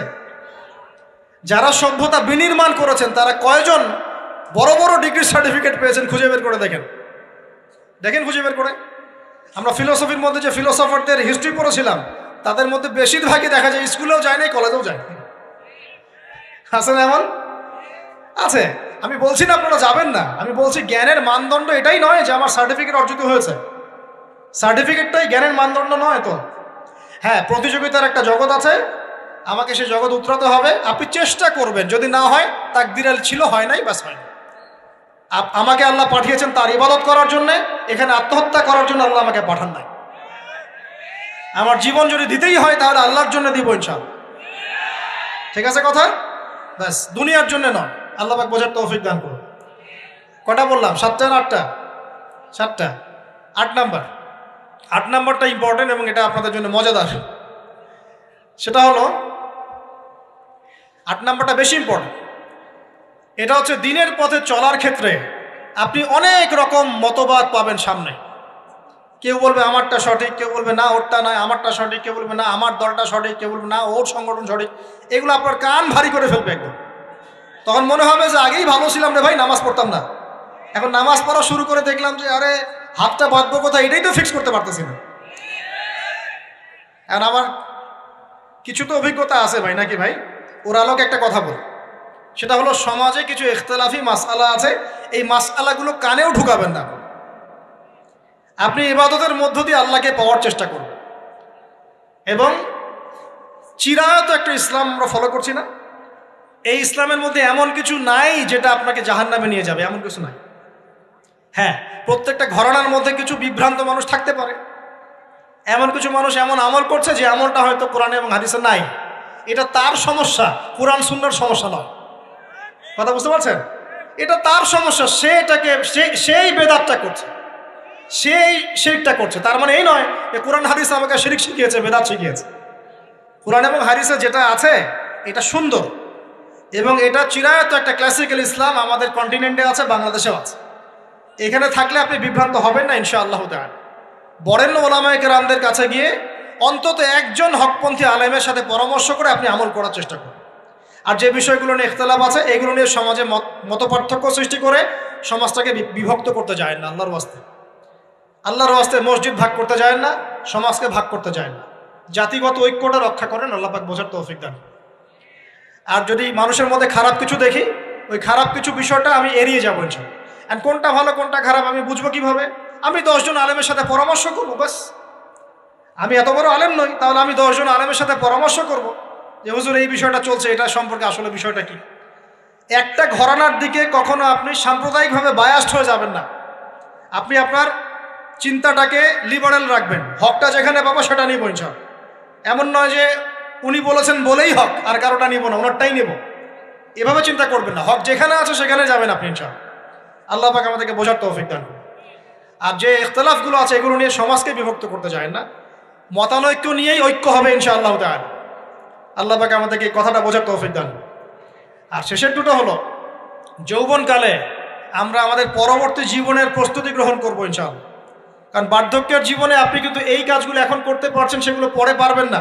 অতএব এই সময়ই আপনি আপনার রিজিকের একটা অংশ সঞ্চয় করার চেষ্টা করুন, কিছু সাস্টেইনেবল অ্যাসেট করার চেষ্টা করুন, যাতে পরবর্তী বয়সে গিয়ে আপনাকে দিনের দিকে কাজ করার জন্য দুনিয়ার ফিতনায় পড়তে না হয়। আল্লাহ পাক আপনাদেরকে হালাল রিজিকের ব্যবস্থা করে দিন, আমি দোয়া করি আল্লাহুম্মা আমিন। আর সবশেষ যেটা বলতে চাচ্ছিলাম, দেখুন যৌবনকালে আমরা যা করতে পারবো অন্য সময় পারি না। তাই এই যৌবনেই ইলম অর্জন করে আল্লাহ পাকের দ্বীনের এই দাওয়াতের মেহনত আমরা শহরে শহরে, গ্রামে গঞ্জে, জেলায় উপজেলায়, প্রত্যন্ত অঞ্চলে সমস্ত জায়গায় পৌঁছে দেবো ইনশাআল্লাহ। যৌবনকালে আমরা বেশি বেশি দাওয়াতি কাজ করার চেষ্টা করবো, আল্লাহ পাক তৌফিক দান করুন। যতটুকু জানেন, আপনি এতটুকু জানেন না যে নামাজ পড়তে হয় 5 ওয়াক্ত, তাহলে নিজে পড়েন, মানুষকে নামাজের দাওয়াত দেন। আপনি এতটুকু জানেন না যে ভাই সুদ খাওয়া হারাম, জানেন কি না ভাই? ব্যাস আপনি মানুষকে বলেন যে ভাই হালাল খাই, সুদ না খাই। আপনি এতটুকু জানেন না যে জেনা করা হারাম, বাস আপনি আপনার বন্ধুকে দাওয়াত দেন, ভাই জেনার দিকে যাইস না এবং হারাম অ্যাফেয়ার্সে যাইস না। যতটুকু জানেন অতটুকু মানুষের কাছে পৌঁছে দেন, আল্লাহ পাক তৌফিক দান করুন। যুবক ভাইদেরকে আমি এই 10টা নসিহত করলাম আছে, এই নসিহতগুলো একটু মেনে চলেন, যৌবনটা সুন্দর হবে ইনশাআল্লাহ। এছাড়া আর অনেক নসিহত আছে, এগুলো ওই যে বইগুলোর নাম বলে দিয়েছি, আল্লামা তাকি উসমানী হুজুরের যে বইগুলো, এগুলো পড়েন, ইনশাআল্লাহ দেখবেন আরো অনেক হেদায়েত আপনি পাবেন। মোটা দাগে কথা হচ্ছে ইলম অর্জন করতে হবে। রাজি আছে কিনা ভাই? রাজি আছে কিনা বলেন? ইলম অনুযায়ী আমল বাড়িয়ে দিব, রাজি আছে কিনা? হকপন্থী ওলামায়ে কেরামের সাথে পরামর্শ করে চলবো, রাজি আছে কিনা? আমরা যৌবনকালে হালাল রিজিক অন্বেষণের চেষ্টা করব, রাজি আছে কিনা? যৌবনের সময়কে বিন্যাস করে চলবো, এলোমেলো জীবনযাপন করব না, রাজি আছে কিনা? নারীদের ফেতনা থেকে বেঁচে থাকার চেষ্টা করব, রাজি আছে কিনা? আগামী দিনের জন্য, ইসলামকে এগিয়ে নেওয়ার জন্য দাওয়াতের মেহনত করব, রাজি আছে কিনা? আচ্ছা, এখন আসেন, এগুলো আমাদের করণীয় ছিল, আমাদের যুবকরা এখন করছে কি সেটা শুনুন। আমাদের যুবকরা এখন কিশোর গ্যাং করছে। কিশোর গ্যাং কি করছে? আপনাদের পরিবারের কর্তা যারা আছেন তাদেরকে আমি একটু রিকোয়েস্ট করবো, আপনার সন্তানের দিকে খেয়াল রাখেন। আপনার সন্তানকে যত ছোট মনে করছেন, আপনার সন্তান এখন এত ছোট নয়। কিশোর বয়সে সে এমন পাপও করে ফেলেছে যা আপনি এখনো করেন নাই। কিশোর বয়সে এমন এমন পাপ করা তার শেষ যা আপনি এখনো চিন্তাও করতে পারেন না। অতএব সন্তানকে শুধু গায়ে গতরে বড় করলে হয় না। আমরা যে সন্তানকে মানুষ করার জন্য নিজের ঘাম ঝেড়ে দিচ্ছি, মানুষ করার অর্থ হচ্ছে ওর আত্মাটাকে গড়ে তোলা, দেহটাকে গড়ে তোলা নয়, তার আত্মাটাকে গড়ে তুলুন। সন্তান থেকে খেয়াল রাখেন। ঢাকা শহরে কিশোর গ্যাংয়ের দৌরত্ব টেকা যাচ্ছে না। রাস্তাঘাটে ছিনতাই করছে, মাদক সেবন করছে, মানুষের সম্পদ মোবাইল ধুপ করে কেড়ে নিয়ে দৌড় দিচ্ছে, এক গ্যাং আরেক গ্যাংয়ের সাথে মারামারি করছে। এগুলো শিখছে কোত্থেকে? এগুলো শিখছে আপনার ওই যে অপসংস্কৃতি দেখে দেখে। পশ্চিম থেকে, আমাদের পার্শ্ববর্তী থেকে অনেক অপসংস্কৃতি ঢুকছে ভিতরে, ওটা দেখে দেখে দেখে দেখে শিখছে কি করতে হয় না করতে। দুইটা গ্যাং তৈরি করছে এবং সিনেমাতে যেমন দেখানো হয় সে নিজেকে ওই রকম করে চিন্তা করা শুরু করেছে। এই কনসেপ্টগুলো মানুষ পাচ্ছে কোথায়? নাটক সিনেমা থেকে পাচ্ছে। একটা দল ক্রিয়েট করেছে, সে সেই দলের নেতা হয়েছে, আরেক দল তাকে মারতে আসছে, সে আবার তাকে মারতে যাচ্ছে। এই যে জিনিসগুলো, এগুলো নাটক সিনেমায় দেখানো হচ্ছে না এখন? যুবকরা শিখছে কোত্থেকে এগুলা? বাংলাদেশের মেয়েদেরকে একসময় শেখানো হয়েছে তুমি সুন্দর না, তুমি কি না, তাদের মনে ঢোকান তুমি সুন্দর না, আরো সুন্দর হতে চাও, আরো সুন্দর হতে চাও, এই ক্রিম মাখো, সুন্দর হয়ে যাও। এই একটা কনসেপ্ট ঢুকিয়ে দিছে মাথায়, তুমি সুন্দর না, তোমাকে আরো সুন্দর হতে হবে। আল্লাহ তোমাকে যে সৌন্দর্য দিয়েছেন এটা যথেষ্ট না, অন্যরা আরো অনেক বেশি সুন্দর, তুমি সুন্দর না, এই ক্রিম মাখো, সুন্দর হবে। এই করতে করতে করতে ক্রিমের ব্যবসা শুরু হলো। বাণিজ্য, সবকিছুর পিছনে কি থাকে? বাণিজ্য, আর কিচ্ছু না। তারপর শুরু হলো যে পার্লার, অমুক ক্রিম, তমুক ক্রিম, অমুক সোনো, এই সেই, বাস মেয়েরা পাগল হয়ে গেল। ব্যাস নতুন নতুন আমরা আমাদের সংস্কৃতি ধারণ করে যে কাপড় চোপড়গুলো পরি, কিছু মানুষ শেখালো এর চেয়ে এই ফ্যাশনটা ভালো, এটা পরো। ব্যাস ঈদে ঈদে নতুন নতুন ফ্যাশন আসা শুরু করলো। আর পাঞ্জাবি পায়জামা পরা তো আমাদের বাপদাদাদেরই সুন্নত, এটা বাঙালিদেরই সুন্নত। সব বাদ দিয়ে এখন আমরা কি শুরু করেছি দেখেন তো। তো এগুলো কিন্তু মিডিয়া দিয়ে আপনাদেরকে ঢোকানো হয়, মিডিয়ার থ্রু দিয়ে। আমরা দেখছি এখন যুবকরা, বহু যুবক মাদকাসক্ত হয়ে যাচ্ছেন, হচ্ছেন কি না? কিসের এত হতাশা ভাই? কি হয়েছে? আপনার গার্লফ্রেন্ড আপনাকে ছেড়ে চলে গেছে? তা গেছে না হয়তো, কি হয়েছে ভাই? কি হয়েছে? গার্লফ্রেন্ড ছেড়ে চলে গেছে তো কি হয়েছে? আল্লাহ পাকের জমিনে কি মেয়ের অভাব নাকি? 40 জন নারীর দায়িত্ব একটা ছেলেকে নিতে হবে সে জামানায়, মানে মা, বোন, ফুপু, খালা, স্ত্রী, এই সব মিলে 40 জন কাঁধে উঠে যাবে। এখন ঘরে ঘরে মেয়েদের সংখ্যা বাড়ছে না? নবীজি বলেছেন শেষ জামানায় মেয়েদের সংখ্যা বাড়বে, ছেলেদের সংখ্যা কমবে। কমছে কি না ছেলেদের সংখ্যা? এখন হয়তো এভারেজ 100, 104, পরে দেখবেন আরো বেড়ে গেছে। শুধু আমেরিকার হিস্ট্রি ঘেটে দেখেন, ওখানে ছেলে মেয়ের অনুপাতটা কেমন। কমছে সব জায়গাতে, আরো সামনে কমবে। তো একজন গার্লফ্রেন্ড আপনাকে ছেলে চলে গেছে, ব্যাস জীবনটা উৎসর্গ করে দিতে হবে তার জন্য? এখন কি ফেন্সিডিল, গাঁজা, ইয়াবা এগুলো সেবন করতে হবে? আপনাকে কে সৃষ্টি করেছেন ভাই? কি উদ্দেশ্যে? প্রথমে কি একটা বলেছে, কি উদ্দেশ্যে? আমাকে আল্লাহ পাঠিয়েছেন দুনিয়াতে নামাজ পড়তে, রোজা রাখতে, দিনের প্রচার করতে, দিনের জ্ঞান অর্জন করতে, এই তো। তা আমি একজন মেয়ের জন্য জীবন নষ্ট করে দিব কেন? আমি তাহলে আল্লাহর কাছে কি মুখ দেখাবো আর নবীর কাছে কি মুখ দেখাবো? ওখানে গিয়ে বলবো আল্লাহ আমি আমার অমুক প্রেমিকার জন্য আশেক হয়ে একদম জীবন দিয়ে দিয়েছি, আত্মহত্যা করেছি? গেছে ভাই, যাইতে দেন। যে ব্যক্তি আপনার অবস্থানকে মূল্যায়ন করে নাই সে আপনার যোগ্য ছিল না। এখন আপনি কি করবেন? নিজের অবস্থান উন্নত করেন, আপনার পিছনে লাইন ধরে ঘুরবে ইনশাআল্লাহ। এটাই বাস্তবতা। দুনিয়া খুব খারাপ জিনিস। মানুষ মানুষের অবস্থানকে মূল্যায়ন করে, মানুষ মানুষের অবস্থানকেই মূল্যায়ন করে, কিন্তু আল্লাহ রাব্বুল আলামিন আপনাকে সর্বাবস্থায় ভালোবাসেন। আলহামদুলিল্লাহ। এই যে আমরা এখন অনেক পাপ করছি না, আল্লাহ কি আমাদেরকে আযাব দিয়ে ধ্বংস করে দিয়েছেন? আল্লাহ পাক এখনো আমাদেরকে ভালোবাসেন, রহম করেন, অপেক্ষায় আল্লাহ পাক অপেক্ষা করছেন কখন তওবা করবে, আমি তওবা কবুল করব। এই কখন আমার বান্দা খালি একবার বলে আস্তাগফিরুল্লাহ, আল্লাহ পাক সাথে সাথে মাফ করে দেবেন। আর সেই আল্লাহকে ভুলে আপনি কার পিছনে ছুটছেন? আমরা কিন্তু নিয়াত করতে পারি ভাই যে আমরা যারা ওয়াজ শুনলাম জীবনে কোনোদিন সিগারেটে হাত দিব না ইনশাআল্লাহ। রাজি আছি ভাই?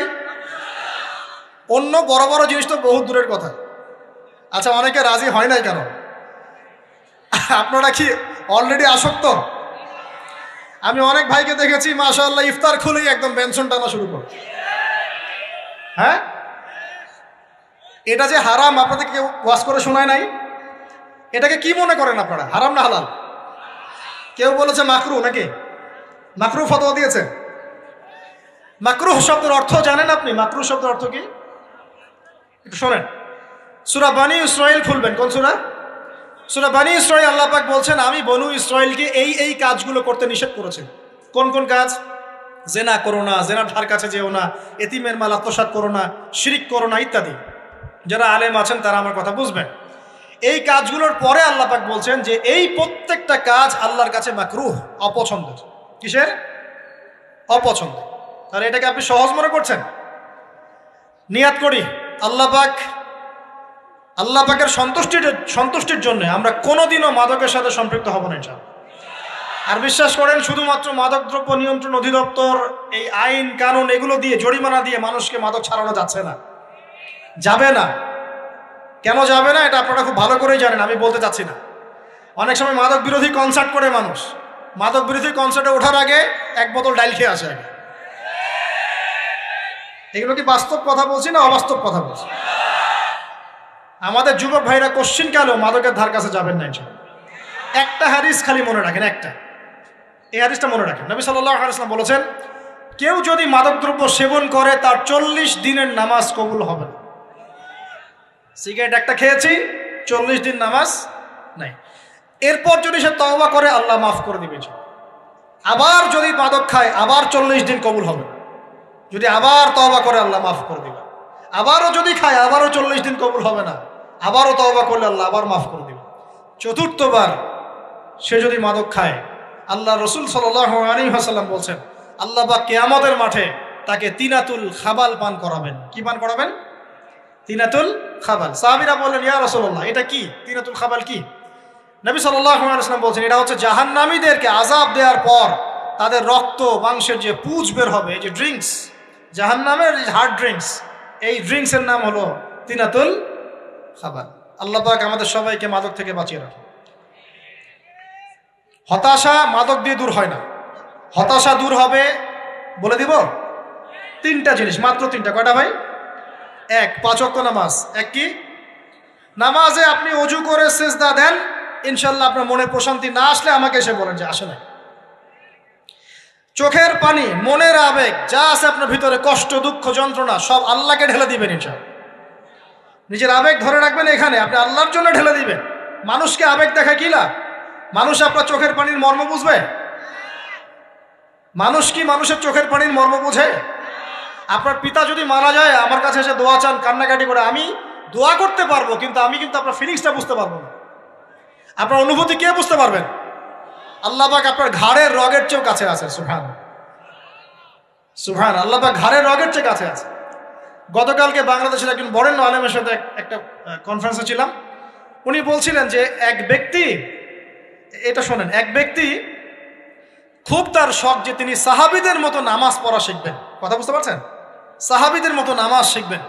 তো একজন বরেণ্য আলেমের কাছে এসেছেন, এসে বলছেন যে আমাকে সাহাবীদের মতো নামাজ শিখিয়ে দেন। তখন সেই আলেম আরেকজন আলেমের সন্ধান দিয়েছেন, যা তুমি তার কাছে যাও, তিনি শেখাবেন। তো সেই ব্যক্তি একটু অবাক হয়েছেন, কারণ যাকে প্রশ্ন করেছিলেন তিনি অনেক বড় মুহাদ্দিস, আর যার কাছে পাঠানো হচ্ছে তিনি অত বড় মুহাদ্দিস নন, কিন্তু আবেদ, আমল করেন।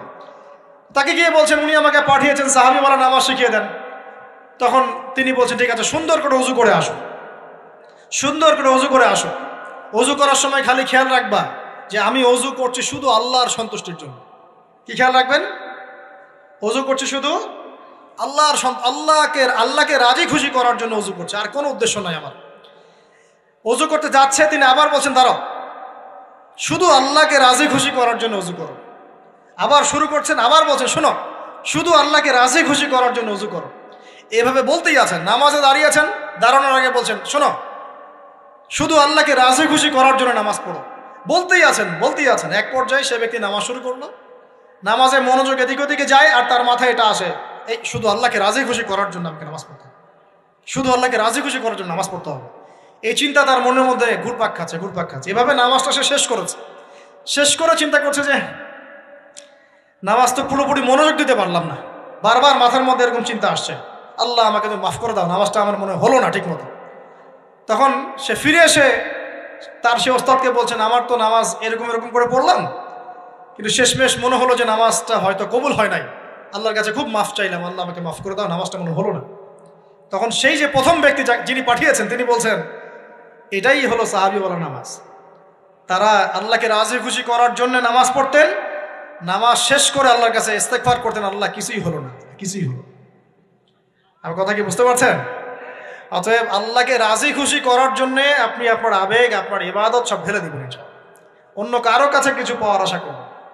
অতএব নামাজ আপনার মাদকের দিকে যাওয়া লাগবে না, নামাজই আপনার হতাশা দূর করে দেবে ইনশাআল্লাহ। 2 নাম্বার আমল হচ্ছে কোরআন তেলাওয়াত। যে ব্যক্তি কোরআন তেলাওয়াত করতে পারে নিয়মিত, তার মনের মধ্যে এই হতাশা, এই ভীরুতা, এই কাপুরুষতা কিচ্ছু আসবে না ইনশাআল্লাহ। আমি গ্যারান্টি দিচ্ছি আপনাকে, হতাশা আসবেই না আপনার মনে যদি আপনি কোরআন বুঝতে পারেন। কোরআনের একটা আয়াত নিয়ে কোনো সময় দেখা যায় 2-3 ঘন্টা সময় পার হয়ে যাচ্ছে, আয়াতটা ছেড়ে সামনে যেতে পারছি না। কোরআনের ভিতরে ঢুকলে আপনি দুনিয়ায় ভুলে যাবেন কি হচ্ছে আশপাশে। আমি এমন অনেক আলেমকে দেখেছি যে একটা বই, পাতলা একটা বই, আরবি বই নিয়ে পড়া শুরু করেছেন, ওই যে ফজরের পরে জোহরের ওয়াক্ত হয়ে যাচ্ছে, বইটাই শেষ করতে পারেননি। বুঝতে পারবেন? যখন আপনি ইলমের ভিতরে ঢুকে যাবেন, কোরআনের ভিতরে, হাদিসের ভিতরে, আপনার দুনিয়ার খেয়ালই নাই। একজন আলেম তিনি এক রাত্রে একটা বই লিখেছিলেন, চটি বই, এক রাত্রের মধ্যে। বলা হচ্ছে, তার সম্পর্কে বলা হচ্ছে যে রাতের খাবার তাকে দেয়া হয়েছে যে আপনি এটা খেয়ে নেন। তো যে খাবারটা পাশেই আছে, খাবারটা খাবো, এটা লিখে খাবারটা খাবো, এরকম তার চিন্তা ছিল। ফজর হয়ে গেছে, বই লিখাও শেষ, খাবার এই অবস্থায় পড়ে আছে, ডুবে গেছেন ভিতরে, খাওয়ার মাথায় তার খেয়াল নাই। এরকম হয়। একজন মনীষী, বিখ্যাত মনীষী, রিয়াদুস সালেহীন কিতাবের রাইটার, সংকলক আল্লামা নববী রাহিমাহুল্লাহ, এরকম সারা রাত চলে গেছে, পাশে 2টা খেজুর, ওই 2টা খেজুর খাওয়ারই সময় পান, হাদিস নিয়ে গবেষণা করতে রাত পার হয়ে গেছে। আমি বলতে চাচ্ছি, যখন ইলমের ভিতরে, কোরআন হাদিসের ভিতরে ঢুকে যাবেন, আপনার দুনিয়ার খেয়াল আপনার চলে যাবে ইনশাআল্লাহ। এই টেনশন, হতাশা, এই সেই বাদ, তখনই আল্লাহ পাক আপনাকে তার পক্ষ থেকে রহমত দিবেন, বরকত দিবেন, আল্লাহ আপনার দুনিয়ার কাজগুলো করে দিবেন ইনশাআল্লাহ। তখন দেখবেন কেউ আপনার দুনিয়ার ওই কাজটা করে দিয়েছে, কেউ ওই কাজটা করে দিয়েছে, কেউ বাসায় খাবার পাঠিয়ে দিয়েছে, আল্লাহ পাকই এগুলো করাই দিবেন ইনশাআল্লাহ। তো প্রিয় ভাইরা, মাদকে যাব না আল্লাহর কাছে আসবো?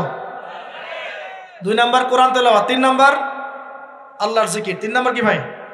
আল্লাহর জিকির। চলতে ফিরতে সব সময় মুখ চলতে থাকবে, মুখ না চললেও মনে মন তাজা থাকবে, মনে জিকির হতে থাকবে। মনে জিকির করতে পারেন? মুখ নড়বে না, কিন্তু মনে আপনার একটা জিকির হতে থাকবে, সুবহানাল্লাহ বা আলহামদুলিল্লাহ, লা ইলাহা ইল্লাল্লাহ, আল্লাহু আকবার। পারা যাবে?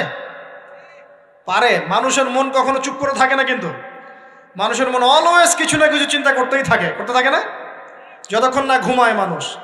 তো প্রিয় ভাইরা, বেশি জিকির করব, সুবহানাল্লাহ, আলহামদুলিল্লাহ, লা ইলাহা ইল্লাল্লাহ, আল্লাহু আকবার, লা হাওলা ওয়ালা কুওয়াতা ইল্লা বিল্লাহ, এগুলো চলতে থাকবে। আল্লাহ পাক তৌফিক দান করুন।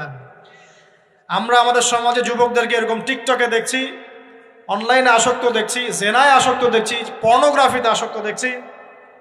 আমরা দেখছি আমাদের যুব সমাজকে মাদকে আসক্ত, কিশোর গ্যাংয়ে আসক্ত। এইগুলো কি আমাদের কাম্য ছিল ভাই? আমাদের কাম্য ছিল? এই অবস্থায় কি যুব সমাজ আল্লাহ পাকের দিনের পতাকা হাতে নিয়ে আল্লাহর জমিনে দিন কায়েম করতে পারবে কিনা, একটু আমাকে উত্তর দেন দেখি। এখন এই অবস্থায় পারবে? অতএব অবস্থার উন্নতি করতে হবে কিনা? উন্নতির জন্য রাজি আছি কিনা ইনশাআল্লাহ?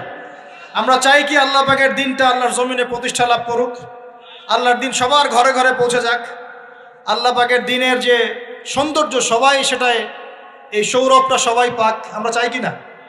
সমাজে শান্তি প্রতিষ্ঠা হোক, আবার সেই রাসূলের মতো যুগ চলে আসুক, আমরা চাই কিনা? অতএব আমাদের সবাইকে যৌবনের এই প্রলোভনগুলো থেকে বেরিয়ে এসে আল্লাহ পাকের ইবাদতে আত্মনিয়োগ করতে হবে। আল্লাহ পাক আমাদের সবাইকে তৌফিক দান করুন, বলি আমিন। আমাদের সবাইকে আল্লাহ রাব্বুল আলামিন কোরআন এবং হাদিসের গভীর জ্ঞান অর্জন করার তৌফিক দান করুন, বেশি থেকে বেশি ইবাদত করার তৌফিক দান করুন। আল্লাহ পাক সবাইকে হারাম সমস্ত রিজিক থেকে বাঁচিয়ে রাখুন, জেনা, ব্যভিচার এবং নারীর ফিতনা, মাদক থেকে আল্লাহ বাঁচিয়ে রাখুন। আল্লাহ পাক আমাদের সবাইকে হালাল রিজিক, হালাল সম্পর্ক যথেষ্ট করে দিন। আল্লাহ পাক আমাদের সবাইকে যেন দিনের দাওয়াতের মেহনত করার তৌফিক দান করেন এবং আলেম ওলামার সাথে পরামর্শ করে দিন শেখার এবং বোঝার তৌফিক দান করেন। আর লেকচার শেষ করার আগে দুটো বিষয় বলে শেষ করছি, একটু মনোযোগ দিন। একটা হচ্ছে আমাদের যুবতী দিনী বোনদের জন্য, এখানে বোনরা আছেন না? আছেন কি না? দিনী বোনরা আছেন? একটা নসিহত দিনী বোনদের জন্য আমি একটা নসিহত করতে চাচ্ছি, একটা নসিহত। আমার এই একটা নসিহত একটু মন দিয়ে শুনুন প্রিয় দিনী বোন। রাসূলুল্লাহ সাল্লাল্লাহু আলাইহি ওয়াসাল্লাম আমাদের দিনী বোনদের জন্য জান্নাতে যাওয়ার একটা ফর্মুলা বলে দিয়েছেন। আমি কি বলবো সেটা? আচ্ছা, রাসূলুল্লাহ সাল্লাল্লাহু আলাইহি ওয়াসাল্লাম বলেছেন আমাদের দিনী বোনেরা, আমাদের মায়েরা, এই নারী জাতি মাত্র 4টা কাজ করলে জান্নাতের যে কোনো দরজা দিয়ে ইচ্ছা প্রবেশ করতে পারবেন। খুশি হন নাই? কয়টা কাজ? মাত্র 4টা। এক, যদি আমাদের দিনী বোনেরা 5 ওয়াক্ত নামাজটা ওয়াক্ত মতো পড়ে, আল্লাহ পাক তৌফিক দান করুন, বলি আমিন। 2 নাম্বার, যদি তারা রমাদান মাসের রোজাটাকে ঠিক মতো আদায় করতে পারে। 1 নাম্বার 5 ওয়াক্ত নামাজ ঠিকঠাক আদায় করা, 2 নাম্বার রমজান মাসে সওম রাখা, 3 নাম্বার তাদের লজ্জাস্থানের হেফাজত করা, মানে শরঈ পর্দা মেনটেন করা, শরঈ পর্দা মেনটেন করা। এবং আমি বলে দেই, চেহারাটা আপনাদের পর্দার অন্তর্ভুক্ত। এটা নিয়ে অনেক বাকবিতণ্ডা হয় না সমাজে, চেহারা দেখানো যাবে কি যাবে না ইত্যাদি। চেহারা আপনার পর্দার অন্তর্ভুক্ত বিষয়, ফুল স্টপ। এর উপরে ফতোয়া অনেকভাবে দিচ্ছে, কিন্তু বরেণ্য উলামায়ে কেরামের কিতাবগুলো ঘাটাঘাটি করেন, তাদের ফতোয়া হচ্ছে চেহারা আপনার পর্দার অন্তর্ভুক্ত বিষয়, চেহারা ঢেকে রাখবেন। আল্লাহ পাক তৌফিক দান করুন। চোখ থাকবে খোলা, ঠিক আছে। 4 নাম্বার, স্বামীর আনুগত্য করতে হবে। স্বামীর আনুগত্য, এই যে আনুগত্য শব্দ শুনলেই মানুষের একটা মানে নেগেটিভ ধারণা তৈরি হতে পারে। স্বামীর আনুগত্য মানে কি আমি তার দাসত্ব করব? আনুগত্য মানে, প্রিয় দিনী বোন, আনুগত্য মানে দাসত্ব নয়। আনুগত্য মানে কোরআন সুন্নাহর যে বিধানগুলো আপনার স্বামী আপনাকে পালন করতে বলবে, আপনি সেগুলো করবেন, আপনি করতে বাধ্য। কিন্তু স্বামী যদি কোরআন সুন্নাহর বাইরে কিছু করতে বলে, সেটা মানতে আপনি বাধ্য নন। স্বামী যদি আপনাকে বলে যে সুদ খাও, এই যে সুদী এনজিওতে আসো, নাম লেখাও। স্বামী যদি আপনাকে বলে যে আসো বেপর্দায় বাইরে যাই, সাজুগুজু করে বের হও, চলো ঘুরে আসে বেপর্দায়। স্বামী যদি বলে দেবরকে একটু খাবারটা দিয়ে আসো, আমার অফিসের কলিগ আসছে, খাবার পরিবেশন করো, আসো ডাইনিংয়ে আসো। এই যে হারাম কাজ, বেপর্দার আদেশ করছে, সুদের আদেশ করছে, আপনি সেগুলো পালন করবেন। কিন্তু হালাল বৈধ যে কোনো বিষয় আপনি স্বামীর আনুগত্য করবেন, এটা আপনার উপর ফরজ। এই 4টা কাজ যদি আপনি করতে পারেন, জান্নাতের যে কোনো দরজা দিয়ে ইচ্ছা আপনি প্রবেশ করতে পারবেন ইনশাআল্লাহ।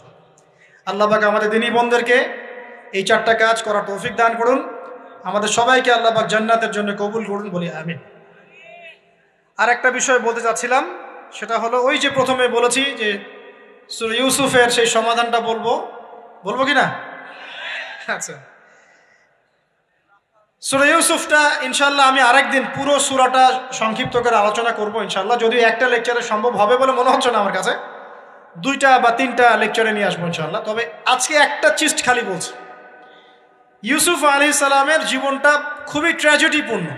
নবীর পরিবার থেকে ভাইদের শত্রুতায় ওই যে কূপে চলে গেলেন, কূপ থেকে চলে আসলেন মিশরের বাজারে, সেখান থেকে বিক্রি করে দেওয়া হলো তাকে, রাজা তাকে কিনে নিলেন, তারপরে সেখানে তিনি বড় হতে লাগলেন রাজপ্রাসাদে। তারপরে ওই যে রাজার কি স্ত্রী তাকে জেনার জন্য আহ্বান করেছিল, সেখান থেকে তিনি জেলখানায় চলে গেলেন, আবার জেলখানা থেকে আবার মিশরের খাদ্য মন্ত্রণালয়ের দায়িত্ব পেলেন, তারপরে তিনি মিশরের শাসকের দায়িত্ব পেয়ে গেছেন, তাই তো? আচ্ছা, এর মধ্যে একটা জায়গা খালি বলবো আজকে আপনাদের।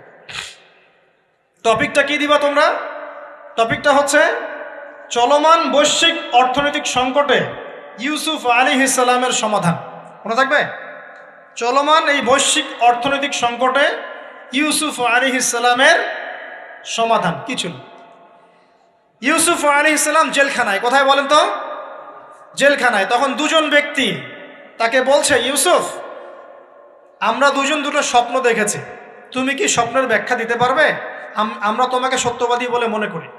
ইউসুফ আলাইহিস সালাম বলছেন, খাবার আসার আগেই তোমাদেরকে স্বপ্নের ব্যাখ্যা দিন। একজন বলছে, আমি দেখলাম আমার মাথায় রুটি রাখা আছে আর পাখি এসে রুটির থেকে খেয়ে ফেলছে। আমার কথা বুঝতে পারছেন কিনা ভাই? আচ্ছা, 2 নাম্বার, দ্বিতীয় ব্যক্তি বলছে, আমি দেখলাম আমি শরাব পান করাচ্ছি আমার মনিবকে।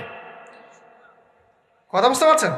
এখন ইউসুফ আলাইহিস সালাম বলছেন, তুমি যে শরাব পান করাচ্ছ মনিবকে, তোমাকে অতি সত্বর মুক্তি দেওয়া হবে ইনশাআল্লাহ। আর যার মাথার উপর থেকে রুটি খেয়ে নেওয়া হচ্ছে তাকে শুলদণ্ড দেওয়া হবে, মৃত্যুদণ্ড দেওয়া হবে। কি বললেন? একজনকে দেওয়া হবে মৃত্যুদণ্ড, একজন কি হবে? ছাড়া পাবে। আর যাকে মনে হলো যে ছাড়া পাবে, ইউসুফ আলাইহিস সালাম বললেন, তুমি যখন ছাড়া পাবে তোমার মনিবের কাছে, মালিকের কাছে আমার কথা বলো, আমার কথা আলোচনা করো। কিন্তু শয়তান তাকে ভুলিয়ে দিল, সে আর কথা বলতে পারল। আরো কয়েক বছর চলে গেল, ইউসুফ আলাইহিস সালাম তখনও জেলেই আছে। একদিন এই রাজা স্বপ্ন দেখলেন। কি স্বপ্ন দেখলেন? যে 7টা পাতলা পাতলা গাভী, মোটা মোটা 7টা গাভীকে খেয়ে ফেলছে। 7টা কি গাভী? জীর্ণ শীর্ণ গাভী 7টা মোটা তাজা গাভীকে খেয়ে ফেলছে। আর দেখলেন 7টা সবুজ শীষ। শীষ বোঝেন কিনা? এই ধানের শীষ না, আবার সবুজ শীষ। আর দেখছেন এই যে শীষ মরে গেলে যেমন দেখায় না একটা রং, এরকম শীষ। তো এখন রাজা খুব চিন্তিত হয়ে পড়লেন যে আসলে এই স্বপ্নের কি ব্যাখ্যা। তিনি সবাইকে ডেকে বললেন, স্বপ্নের ব্যাখ্যা কি তোমরা জানো? তখন রাজ্য পরিষদের এই যে এমপি মন্ত্রী যারা আছে তারা বলছে, না এটা কি স্বপ্ন, আর আহলাম, এটা একটা বাজে স্বপ্ন, উদ্ভট স্বপ্ন, আমরা এটার মানে জানি না। আমরা হলো তাই তো বলতাম নাকি ভাই? কিন্তু ওই ব্যক্তি স্মরণ হয়ে গেল যে ছাড়া পেয়েছে, আরে ইউসুফ তো স্বপ্নের ব্যাখ্যা দিতে পারে। দৌড়ে গেলেন তিনি জেলখানায়। ইউসুফ আইয়ুহা সিদ্দিক, হে সত্যবাদী নবী ইউসুফ, আমাকে কি এই স্বপ্নের ব্যাখ্যা বলতে পারবেন? 7টা জীর্ণ শীর্ণ গাভী 7টা মোটা তাজা গাভীকে খেয়ে ফেলছে। ইউসুফ আলাইহিস সালাম এই স্বপ্ন শুনে বললেন, ইউসুফ আলাইহিস সালাম শুধু স্বপ্নের ব্যাখ্যাই দিলেন না, বরং এই স্বপ্ন যে সত্য এটা তিনি বিশ্বাসও করলেন। এই স্বপ্ন একটা সমস্যাকে নির্দেশ করছে এটাও বুঝে ফেললেন। এই সমস্যার সমাধানও তিনি দিয়ে দিলেন। বলেন সুবহানাল্লাহ। আমার কথা বলছেন, ইউসুফ আলাইহিস সালাম স্বপ্নের ব্যাখ্যা দিচ্ছেন না, বরং স্বপ্নটা যে সত্য তিনি মেনে নিচ্ছেন এবং এই স্বপ্নের ফলে একটা সামনে খারাপ সময় আসতে যাচ্ছে এটা তিনি বিশ্বাস করছেন এবং এর সমাধান তিনি জাতিকে দিচ্ছেন। ইউসুফ আলাইহিস সালাম বলছেন, তোমাদের সামনে 7 বছর দুর্ভিক্ষ হবে। কি হবে বলেন? 7 বছর। সারা বিশ্বের অর্থনৈতিক প্রেক্ষাপট একটু বিবেচনা করেন তো, যে আমরা একটা খারাপ সময়ের দিকে যাচ্ছি না আস্তে আস্তে, এবং নীরব একটা দুর্ভিক্ষ সারা ওয়ার্ল্ডে চলছে না? করোনার সময় ছিল, ওই সময় একটা সমস্যা ছিল, ইউক্রেন রাশিয়ার ইস্যু ছিল, আরও অনেক ইস্যু আছে, শুধু এগুলো ইস্যু নয়। অপচয় ইস্যু আছে, দুর্নীতি ইস্যু আছে, জুলুম আছে, তারপরে যে পারমাণবিক ক্ষেত্রগুলো আছে, বড় বড় পরাশক্তিদের চাপ আছে, অনেক ব্যাপার আছে, রিজার্ভ কমে যাওয়া, অনেক বিষয় আছে। সারা বিশ্ব একটা অর্থনৈতিক মন্দা দেখছে কিনা? ইউসুফ আলাইহিস সালাম বললেন, 7 বছর তোমাদের এখানে প্রচুর ফসল ফলবে। এটা 7টা সবুজ শীষ, প্রচুর ফসল ফলবে তোমাদের এই অঞ্চলের মধ্যে। তোমরা একটা কাজ করো, তোমরা ওই 7 বছরের ফসলের যতটুকু অংশ তোমাদের না খেলে নয়, অতটুকু দিয়ে তোমরা তোমাদের জনগণের চাহিদা পূরণ করো, আর বেশি অংশটাকে রিজার্ভ করে রেখে দিও। আমার কথা বুঝতে পারছেন? ইউসুফ আলাইহিস সালাম বলছেন না যে স্বপ্নটা সত্য, তিনি সমাধান দিচ্ছেন উল্টা। এটা তো হবে সামনে, স্বপ্ন সত্য মিথ্যা তো দূরের কথা, এটা সামনে হতে যাচ্ছে। 7 বছর তোমরা প্রচুর ফসল ফলাবে, এই ফসলের একটা বড় অংশ রিজার্ভ করে রেখে দিও, আর বাকি অংশটা দিয়ে তোমরা জনগণের চাহিদা পূরণ করো। মানে অপচয় করা যাবে না, যাবে কোনো সম্পদ অপচয় করা যাবে না। এরপর তোমাদের সামনে আসবে 7টা বছর দুর্ভিক্ষের বছর, আকাশ বৃষ্টি বন্ধ করে দেবে। আকাশ কি করবে? বৃষ্টি বন্ধ করে দেবে। তার মানে ওই 7 বছর আমরা কিভাবে চলবো তাহলে? এই যে রিজার্ভ করেছি, এই রিজার্ভ বা সঞ্চিত সম্পদ দিয়ে আমরা 7 বছর চলবো। এরপরে আল্লাহ রাব্বুল আলামিন 8ম বছরে আকাশ থেকে বৃষ্টি বর্ষণ করবেন, আবার ফসল ফলবে। কথা কি বুঝতে পারছেন? এই ব্যাখ্যা অন্যরা দিতে পারলো না, ইউসুফ আলাইহিস সালাম দিতে পারলেন। এই ব্যক্তি দৌড়ে গিয়ে রাজাকে বলল, এই হলো স্বপ্নের ব্যাখ্যা। রাজা ইউসুফ এই স্বপ্নের ব্যাখ্যা দিয়েছেন। রাজা কত বিচক্ষণ ছিলেন, রাজা সত্য মিথ্যা চিনতেন। তিনি বুঝতেন যে আসলেই সত্য কাকে বলে, মিথ্যা কাকে বলে। এই আমার এমপি মন্ত্রীরা শোনো, তোমরা কেউ সমাধান দিতে পারো নাই, ইউসুফ সমাধান দিয়েছে। ইউসুফকে আমার কাছে নিয়ে আসো, আমি তাকে আমার কাছে নিকটে আসন দিব। বলেন সুবহানাল্লাহ। এবার ইউসুফ আলাইহিস সালামকে ডেকে তিনি সম্মানিত করলেন, সম্মানিত করে বললেন যে কোন দায়িত্ব দিলে তুমি আমাদের এই রাজ্যটাকে বাঁচাতে পারবে এই দুর্ভিক্ষের হাত থেকে। ইউসুফ আলাইহিস সালাম নিজে বলছেন, আমি হচ্ছে বিশ্বস্ত মানুষ, আমি হচ্ছি রজুলুন আমিন, আমি বিশ্বস্ত এবং আমি আস্থাভাজন, আমাকে আপনি খাদ্য মন্ত্রণালয়ের দায়িত্ব দেন, ইনশাআল্লাহ আমি এই প্রবলেমগুলো সলভ করবো ইনশাআল্লাহ। এরপর তাকে দায়িত্ব দেওয়া হলো খাদ্য মন্ত্রণালয়ের। 7 বছর তিনি এরকম পলিসি গ্রহণ করলেন, মিশরের লক্ষ লক্ষ মানুষ পরবর্তী 7 বছরের দুর্ভিক্ষ থেকে বেঁচে গেছে। কোরআন তো মূল্যায়ন করি না আমরা, আর কোরআনের কথা যারা বলে ওদেরকেও মূল্যায়ন করি না। এই জন্য আমরা বলছি বর্তমান চলমান অর্থনৈতিক সংকটের সবচেয়ে বড় বড় সমাধান হচ্ছে এক, ভাই জনগণ হই আর সরকার হই, কোনো সম্পদ অপচয় করা যাবে না। আমরা সম্পদ অপচয় করি না? আপনি অজু করেছেন, আপনি 1 বালতি পানিতে অজু করেছেন, ট্যাপ ছেড়েছেন, মসজিদের 1 বালতি পানি চলে গেছে, কেন পানি অপচয় করলেন? আমাদের 5টা ফ্যানের দরকার নেই বাসায়, আপনি 5টা ফ্যান চালাচ্ছেন কেন? আপনি ঘর থেকে বের হলেন, ফ্যান চলছে, কেন চলছে? ঘর মুছেছেন, ফ্যান ছেড়ে দিয়েছেন, এই যে পাখা বাতাসে শুকাবে মাটি, কেন? এসি চালিয়েছেন, 24 ঘন্টা চালানোর কি দরকার? 2 ঘন্টা চালিয়ে বন্ধ করলে হয়। বিদ্যুতের ব্যাপার, গ্যাসের ব্যাপার, তেলের ব্যাপার, আমরা কি কম অপচয় করি মনে হচ্ছে আপনার কাছে? আমরা প্রচুর অপচয় করি। আর আমরা জনগণরা সাধু না, আমরা বেশি অপচয় করি। আমরা অপচয় করি না ভাই? প্রমাণ আপনি নিজের বাসায় পাবেন। পানির অপচয়, আপনার তেলের অপচয়, আপনার গ্যাসের অপচয়, আপনার বিদ্যুতের অপচয়, এগুলোর উপর কঠিন আইন করা দরকার। অপচয় করলে শাস্তি দিতে হবে, অপচয় করা যাবে না। অপচয় কমালে কি হবে? আমরা সম্পদ বেশি রিজার্ভ করতে পারবো। এই যুগে কি কি সম্পদ রিজার্ভ করলে আমরা সচ্ছল হতে পারবো, এই হেদায়েতগুলো আপনাকে ওই সোকল্ড প্রোটেস্ট্যান্ট মৌলবীরা দিতে পারবে না ইনশাআল্লাহ তাআলা, কারণ তাদের কাছে ইকোনমিক্সের জ্ঞান নাই।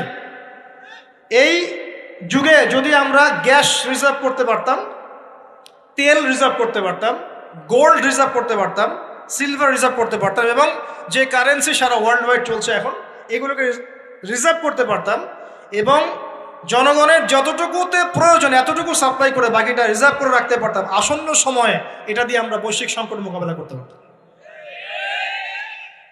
আমার কথা রাগ করলেন? আমি কি কারো শত্রু? কোন দলের লোক? আমি আপনাদের জাতির একজন, আপনার দিনই ভাই, আপনার শুভাকাঙ্ক্ষী, এবং আপনি আর আমরা ভাইয়ের মতো। কিসের মতো? নিজের ভাইয়ের মতো। আপনার গায়ে আঘাত লাগলে আমি কষ্ট পাবো, আপনাকে কে গালি দিলে আমি কষ্ট পাবো। আমাদের জনগণের ক্ষতি হলে আমাদের বুক কাঁদবে না? জনগণের ক্ষতি হলে, দুঃখ দুর্দশা হলে আমাদের বুক কাঁদা উচিত, উচিত কি না? আমাদের সবাইকেই যার যার দায়িত্ব পালন করতে হবে। আমরাও অপচয় বন্ধ করে দেবো ইনশাআল্লাহ তাআলা। রাজি আছি ইনশাআল্লাহ? যত বাকি বকেয়া সব আছে সব পরিশোধ করার চেষ্টা করবো ইনশাআল্লাহ। আমরা সরকারি সম্পদ অন্যায়ভাবে আত্মসাৎ করব না, এবং আমরা আমাদের সমাজে যত দুর্নীতি আছে এটা বন্ধ করতে হবে। যত প্রকার দুর্নীতি আছে বন্ধ করতে হবে, যত কালো টাকা আছে সাদা করতে হবে, এবং সাস্টেইনেবল অ্যাসেটগুলোকে রিজার্ভ করতে হবে। তাহলে আগামীতে বিশ্ব ডুবে যায় যাক, বাংলার মাটি ডুববে না ইনশাআল্লাহ।